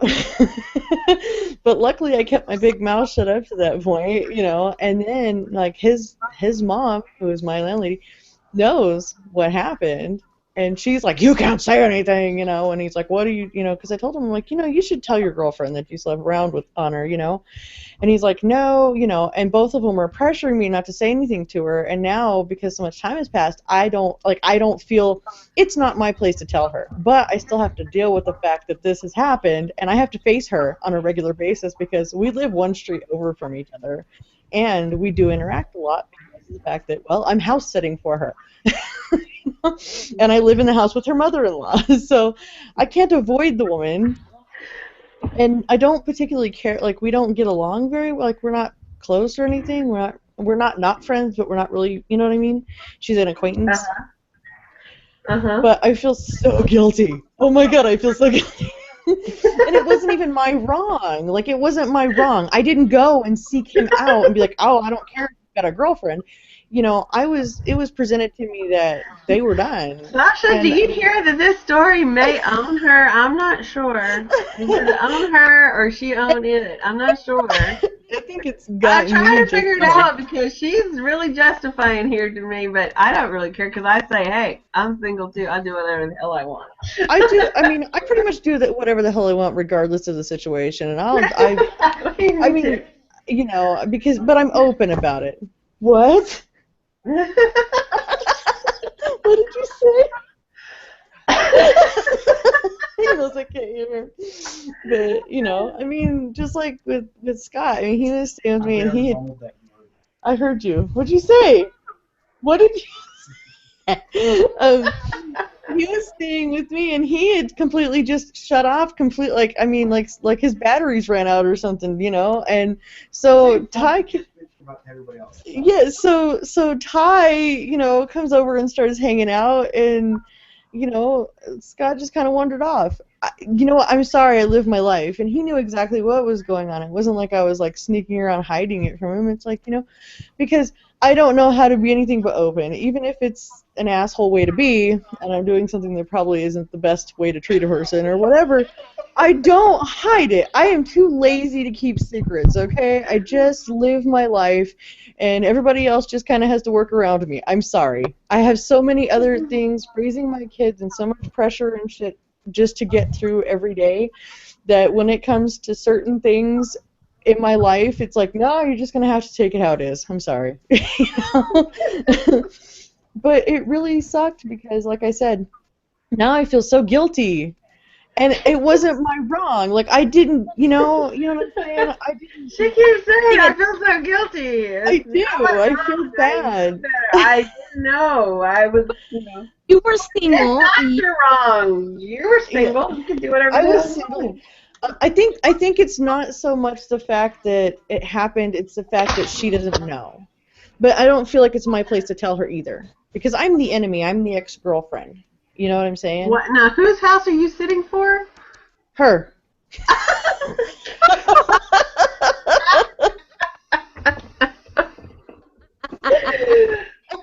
Okay. No. You are like a walking sign that says it's complicated, right? Yeah. Relationship status. It's complicated. It's complicated. That's my life status. Do you have a sister? No, it's complicated. Do you have a brother? It's complicated. Do you have a mother? It is complicated. It is complicated. I don't know. I sort of know. I have a gay brother who wants to be a girl, so it is complicated. It's complicated. Oh my god. But yeah, so my life is very complicated. And you know what? I do the same. I get up every morning. I just go through my day. I keep my head down. I try to mind my own business and stay out of other people. And I just get sucked in. It's like, how did I get here? Why am I I here? don't know. You need to go to that altar and you need to put up that wall. Like, I think it needs to be more than a wall. It's already complicated. you need to be placed inside that bubble. Like, you need to become Bubble Boy. No. We're gonna have to keep breaking in a bubble, and I can't get out of my own damn way, okay? I just can't. well, sometimes that's the most fun I ever had because I, just went with it. I pay for it later, but life goes on. I don't care. Oh, well, I mean, my youngest son belongs to my best friend's boyfriend, but that's a whole different thing too, because once again, they split up. He moved in with me. Sasha, if we're we still get a just boyfriend, friends. we cannot let Reagan meet him, okay? No, yeah, no. I'm not safe around penises, apparently. It's not. Get all She's got some issues. She's got some issues. I don't know. I don't know. Hey, who am I to talk? What? got between both of you guys. I'm a freaking saint. I'm a nightmare. I'm a Sasha, walking you nightmare. need to just get a life. I don't know about the saint. I don't know. No. Sinners have more No. fun. I don't know. I don't They mess lay with down. people's guys. I don't take bullshit. I just do my thing, and that's all I do. I don't don't. bullshit either. I took I that don't. Catholic priest straight into my bed, right next to my altar.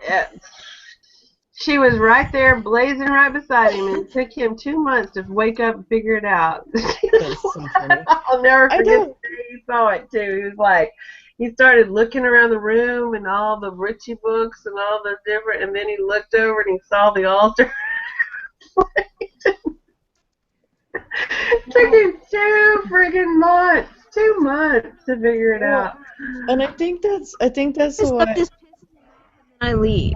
Like if it's been 2 months and there's something that's big about you that they don't even realize, and that just shows they're not paying attention. Like, for example, I was with somebody and we were together 2 months, and I asked him something simple, something stupid. What color are my eyes? After 2 months, he couldn't even answer. I'm not paying attention to. Like, seriously? So we gotta, because I've got to be done with you. That's just disgusting. Yeah, that's When he bad. doesn't know it's in my bedroom? Oh, hell no. I didn't want him to pay attention to my altar. I was doing things there. Sorry. What are you talking about? Hey, he never went back to the priesthood. But I think that's why Scott and I work so well, is because he's watched me go completely full, just off the deep end and back, and he's still willing to put up with me. No. Willing to take on that status. Yeah, he's willing to deal with all my insanity. He's and willing to take on the burden. big burden.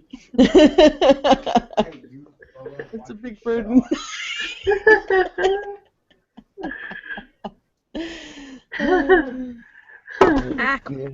Give myself Oh, more well. light.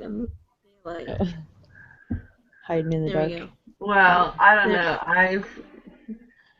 Since my divorce, I've learned to live, and I have had my fun, and I don't regret any of it. And you're not going to get me to repent. I don't care. Keep in mind, in the middle of all this, I am still married.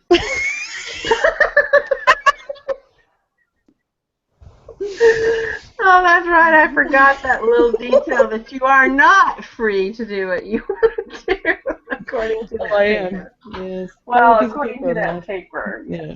Yeah. Oh my God. Yeah, my life is just. And keep in mind that right over to the side of her is her dead husband's ashes. So there he is. So she's got that going there too. Yeah.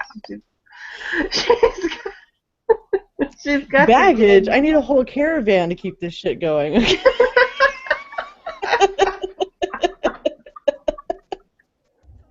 Some trolley that you. Oh, Lord have mercy. Lord have mercy. When it comes to my life, I'm a complicated person, but I don't live a complicated life. So I just don't have time. I just don't have time. Magic to do. I've got altars to clean. I just don't have. You got altruistic. I get up in the morning, I feed my cats, I spend most of my time on the internet. My mom's running joke is that she knows that the internet was down every single time that I ended up pregnant with one of my children.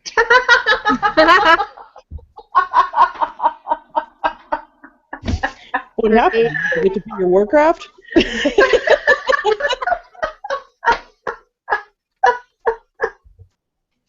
That's a hell of a way to document.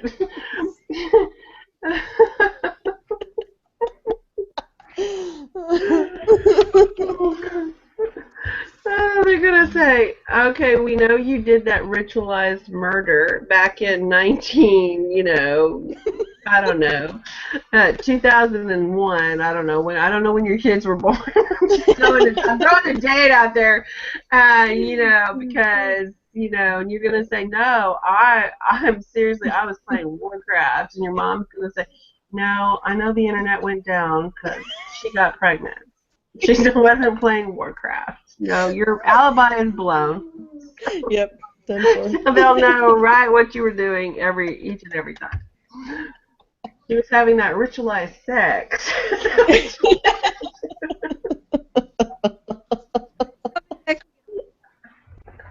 Wrong kind of protection. Yeah, no condoms involved in ritualized sex, because it wouldn't be ritualized. Oh, my life. Oh, Yes. gosh. Yeah. Do we have viewers or too crazy? Yes, we actually do. Ashira Star Goddess has stopped by and was watching. I've sent her an invitation. I was hoping that she would join in, but maybe she does really well about teaching us how to find her right man. Let me tell you, she needs to be on here to give us some advice, because apparently we're not doing it right. I don't know. Me, I'm not doing it right. So I could use some of her advice. I think I'm gonna get ready to actually try here soon, because it was so hard to living in a house with family. It was not gonna happen. I'm not gonna bring a guy home.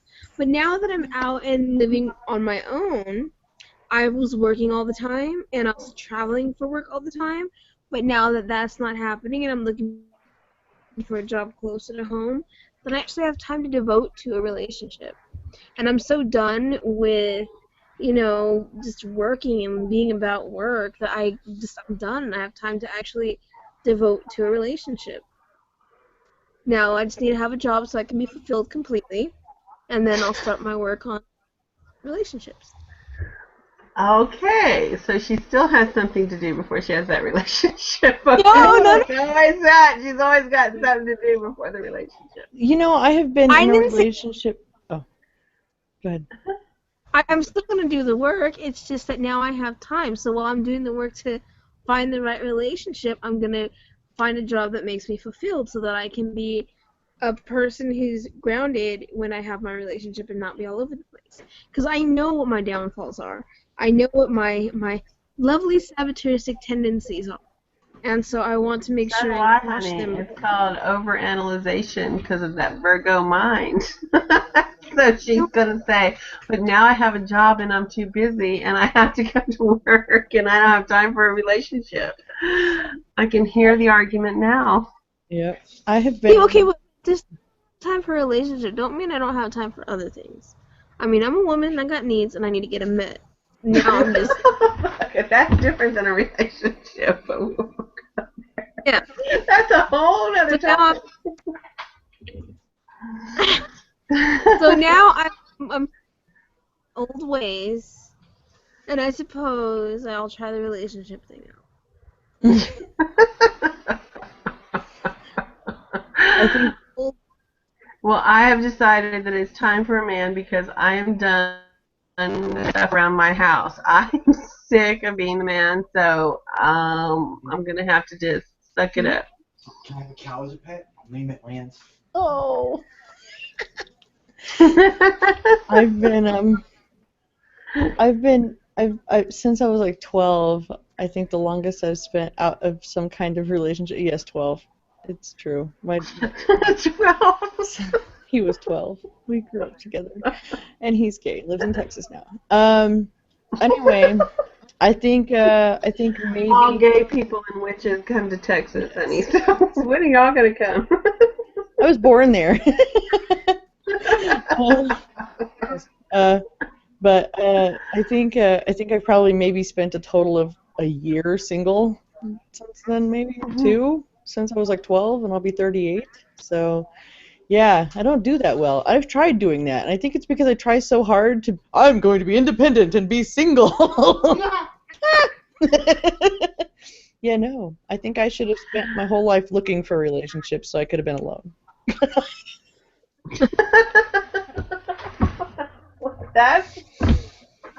That's strategy, okay. Yes. Like, It just works that way. well, I don't know. I think if I Don't set my mind to it, I want to spend the rest of my life in a shed. I will be successful and do well.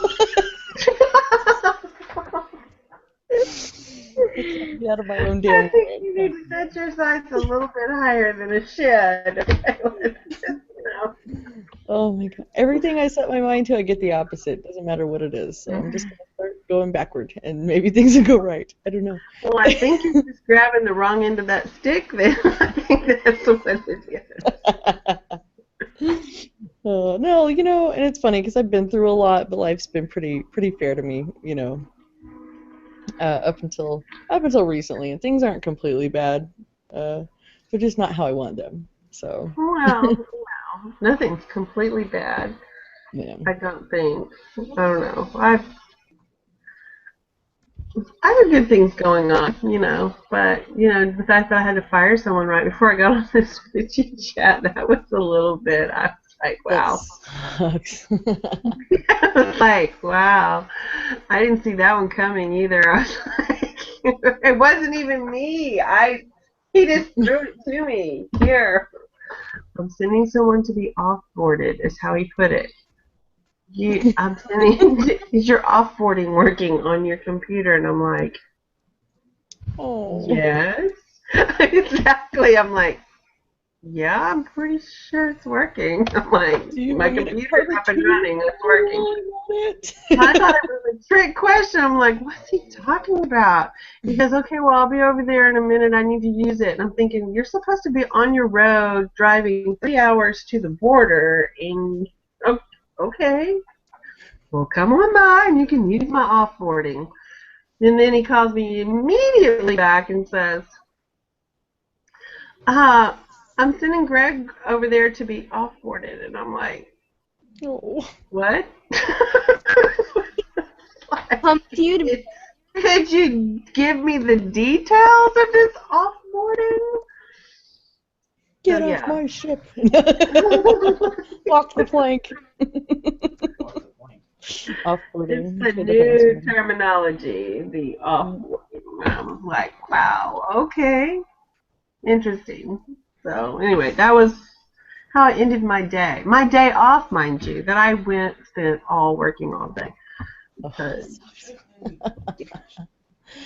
So yes, I got nothing done today that I should have got done, and this was my only day off for the week, so didn't have a day off. I've considered firing myself. Like, can I offboard myself? Is that possible? Yeah. I mean, it wasn't a bad situation. I just, just kind of like, that's the first time I fired somebody that I didn't know why I was firing somebody. I was like, I'm just looking at the guy, you know why you're being fired? Because I don't. you explain the details to me why we're doing this.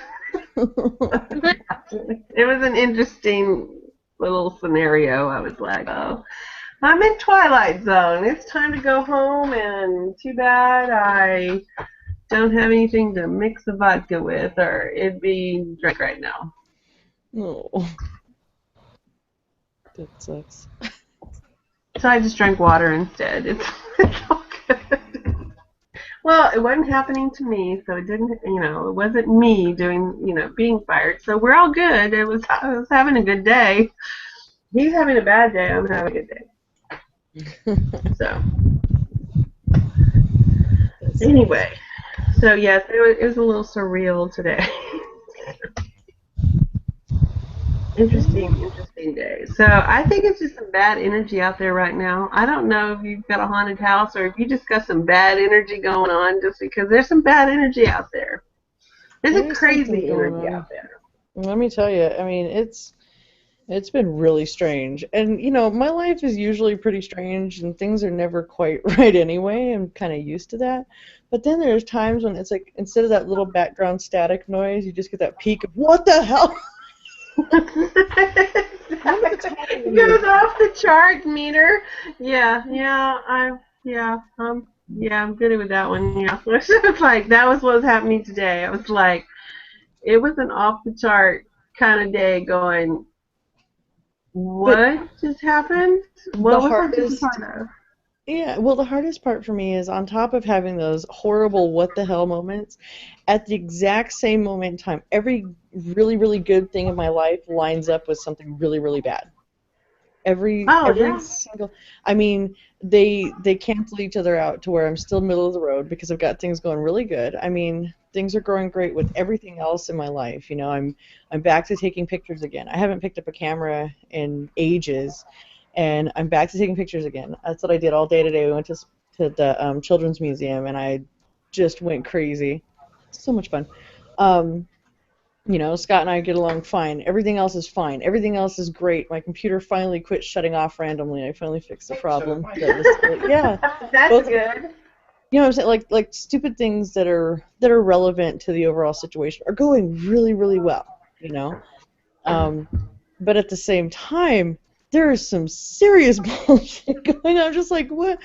Why can't I just have one just good day? Just like all around good day, not just partially good or good mixed with what the hell, just a normal day. Okay, have you gone to your altar?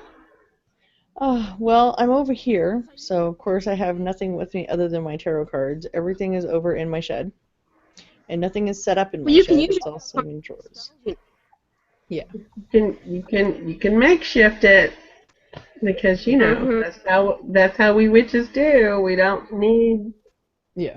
Well, and that's the thing. I'm Yeah, because what do I spy over there? I see a Buddha over there. Yeah. There's also a Christmas tree angel over there too somewhere. Oh, there's also a birthday hat too, but we could do something to see what this one's on that. just you can do get creative. Magic. Oh yeah, I definitely have stuff on hand. There's always something. Yes, definitely. And Sasha, she just needs her cup. She just pulls the cup out. I'll mess you up. Stick it in there. Awesome healing energy. It just depends. Okay, watch out. Alert. F-bomb. F-bomb alert. There you go. Got my ball. I love it when she's doing the video. She's like, okay, I put some intention in my cup that I'm drinking out of. Just a second. Let me take that out of there. Take it out before she drinks it, because her reenactment was getting a little bit. You can see the emotion going. It was like, oh, she did it. Oh, she almost drank it. Okay, she pulled it out of there. She was just paying attention.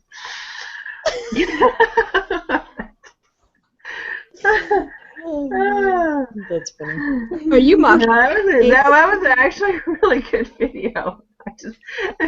And yes, some of these. Oh look at her screen just popped up. Her infused water. You gotta watch out for that kind of stuff. That would have been like a fatal mistake to some of these witches out there that don't realize what they're doing when they're doing a video. You can do that. You can reenact that emotion, and then there she is in that cup, like she's like, yeah. Not Boom. like I Okay. was choking my Let me attention. drink my Yes. water now. Okay. Everything's good. And then the next video is, I don't know what the hell happened to my life. It's just gone crazy. I don't know. Eyes open. I don't know. The house blew up. The dog ran away. The cat is found a new lover and is gone over there. I don't know what the hell happened. Cracked I was code. just sitting here drinking my water. This is my life still? Because it's pretty interesting. I don't have nothing like this going on with me.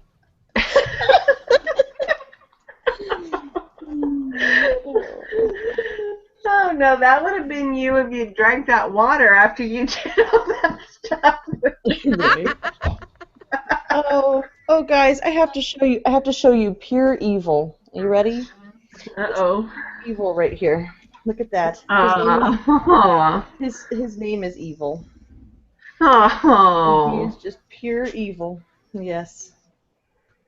He's such a baby. Evil. Shouldn't be naming him Evil. That's not nice. Oh, but he's such a baby. Oh, I he know. thinks They he's should a give him a pretty kitten. name.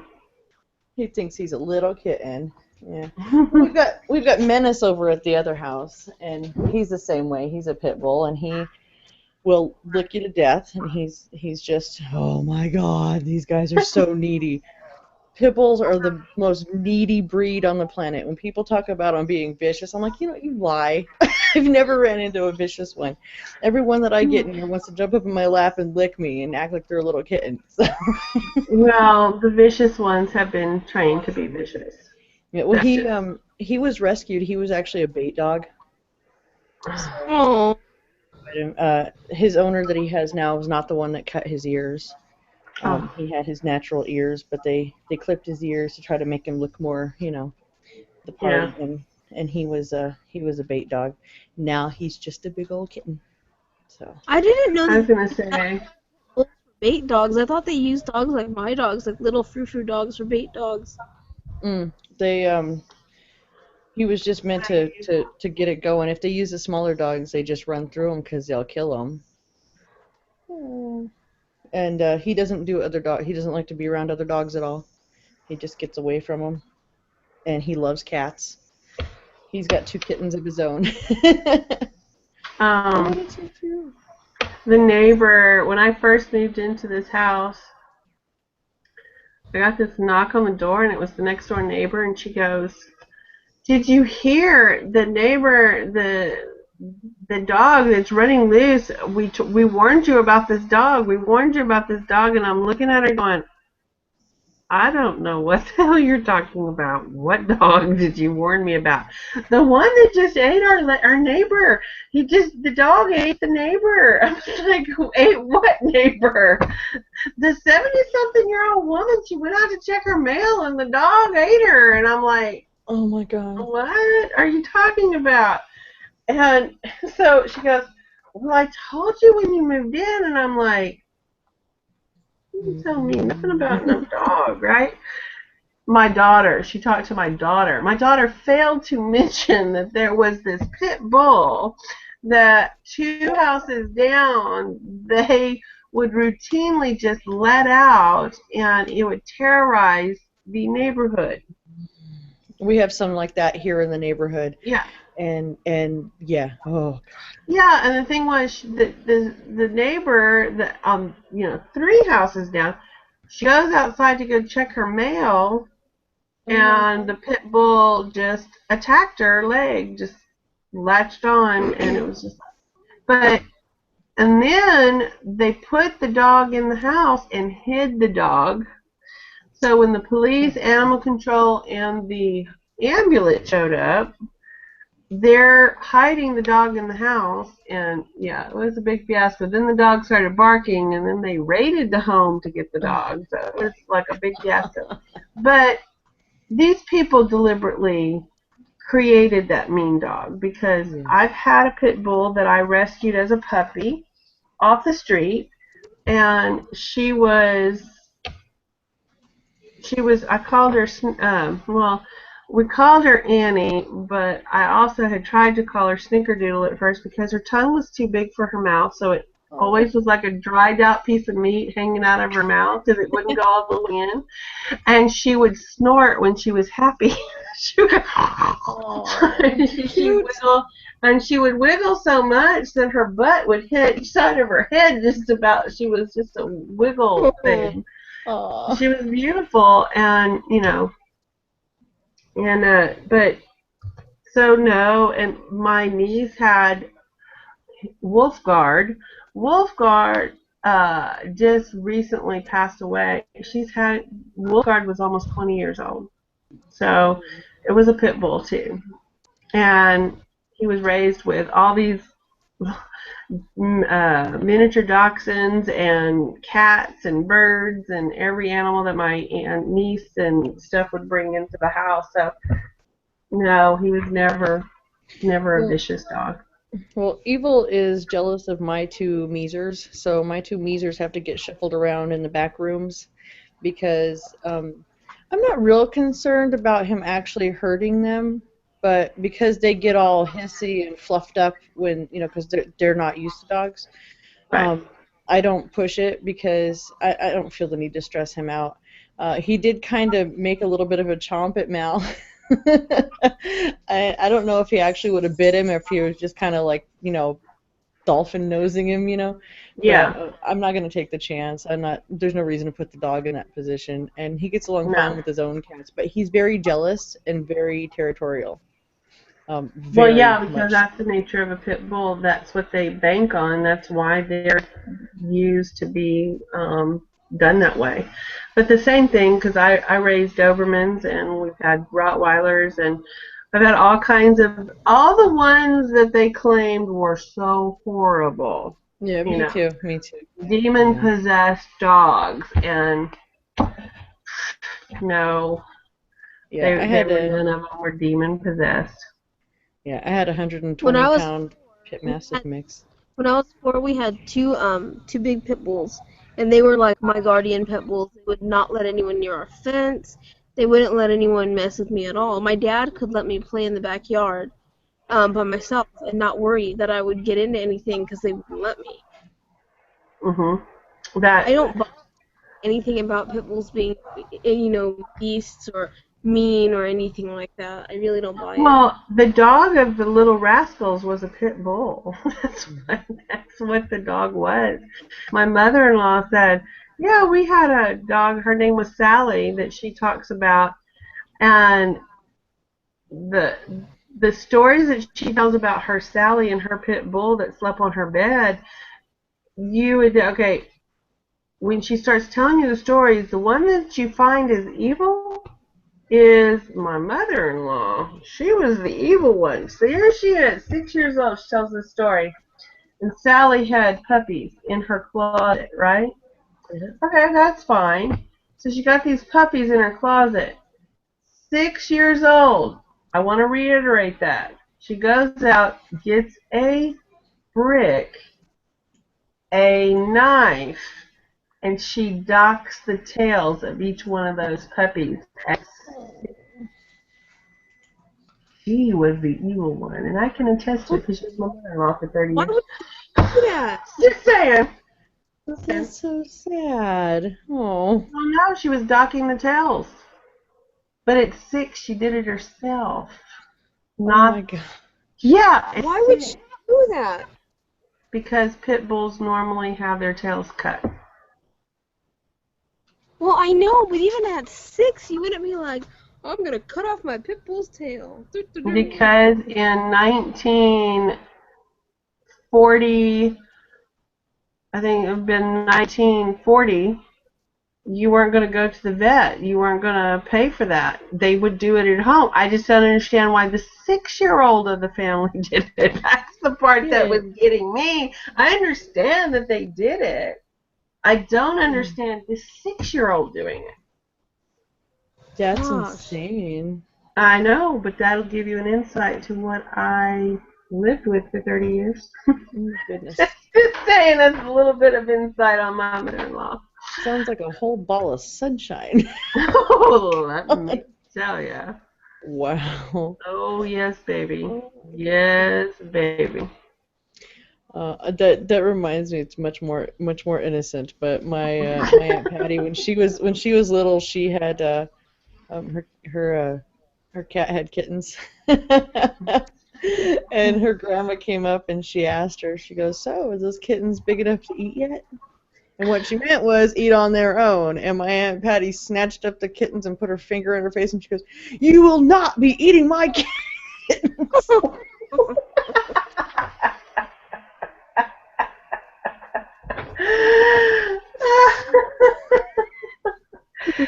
Yeah, I think okay, I won't be eating your kittens.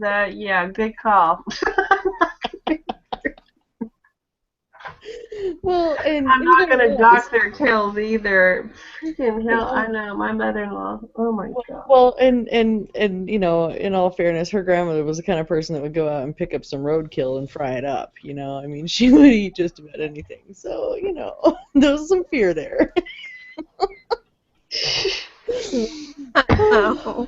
And yeah, I'm telling you, oh man, my mother-in-law had me a little bit like I looked at that. She tells the story like it was nothing. She didn't understand that most people, all I can think of is that movie. I can't even remember the name of it. I just remember it was this comedian. He's in the church pew. No, he's in like the church choir, and the guy is saying, he's explaining, my name is Lee John because my mama didn't know whether my daddy was Lee or John. And then the guy goes, damn, I don't think I would have told that story. That's what I thought of when she was telling me about her docking the tails of that dog. I was like, yeah, maybe you should just keep that to yourself because you just let the world know you're not really playing with a full deck. Right. Just saying. Most 6-year-olds are not capable of that kind of activity. Yeah, no, that's not typical. It's just like Taking home, you not let me hack off its tail. And I mean, I've seen docktails. I saw docktails when I was little. My uncle had hunting dogs, and they used to do the tail and the ears, and so I knew that that was a thing. I didn't like it, but I knew that that was a thing. And I was, hey, let me get a knife and a brick and just hack it on off. just like I'm like I know, and she just said it like it was just a fact, like it's raining outside, like there was just nothing wrong that you would, Totally acceptable. what's your problem with this, conversation? I'm just like horrified, going, Oh my god. no, I've never felt the need to cut any animal's tails off ever. No. like, no, I don't get it. But that was my mother-in-law. Explained a lot about the man I married. Explained a lot. Jesus. I'm gonna migrate inside and test. You know how I'll be right back. You know how she taught him not to play with fire? She taught him playing with matches. So she lights a match. Mind you, he's 4 years old. Mm-hmm. Lights the match, puts the lit match in his hand, and then closes his hand on it. Oh my god. Yeah. That's some real love there. Yeah. I told you not to touch the iron, so she touches his hand to the iron. See, don't touch the iron, it's hot. Yeah. That's But guess what? So I marry the man to try to fix him. There you Oh go. no, can't Yeah, do no, exactly. Exactly. Don't work that way. No, that was my fun loving mother-in-law. Oh my God. Yeah, I made the mistake of spending some time with someone who was raised in such a manner that yeah, lots and lots of reason to just have no use for women, which sounds terrible, but no, the way he was raised, I understood where he was coming from. And I realized that it's not my place to have to try to fix that. I can't be, yeah, you can't fix it. Took me 30 No. years to figure out you can't fix it because even if you do fix it, then you come off as better than them, and you're not better than them. You're trying to fix something that should have, you're trying to right a wrong that should have never occurred. But instead, you always look like you're right and they're wrong, and then they resent it, or you know, It's not your place to have to right somebody else's wrong. exactly, didn't do it, wasn't guilty. I But have to learn that you can have sympathy and empathy, but this does not mean you have to fix it. yeah. Yeah. I Yep. learned the long, it was a long lesson to learn. That's why I've Very had so many short relationships in my life, is because I get in and I get to know them well enough to go, oh, no. All right. Yeah, Never mind. yeah, yeah. Whoops. Yeah, but I usually don't find out until it's just a little bit too late, just a little bit. And then I'm like, oh, crap.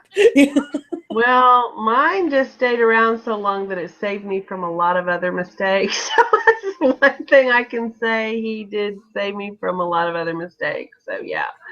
So Going for yeah, the yeah, variety, yeah, Let's mix it up a little bit. What kind of shit can we get ourselves into this yeah. time? And now I just, I'm gun shy. I'm the first to run, so it's okay. I've always been the first to run. I've always been the one to go, okay, I've had enough. Yeah, exactly. I'm always the one. I end everything. I quit jobs. I end relationships. I'm always the one with one foot out the door, which is horrible. I mean, there's a point where it's like, okay, well, that was all fine and dandy up until where you don't like Yeah, that person anymore, and then it's hard to teach an old dog new tricks and to remember. Oh yeah, I don't want I, to be that person. yeah. It's not that I have one foot out the door. I just don't.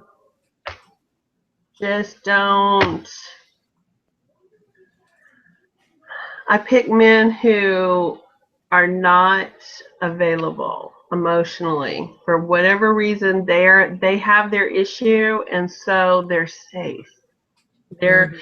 their secret owns them, so they're safe. And if it comes to a point where they start rethinking that, then I'm the first one to go that way.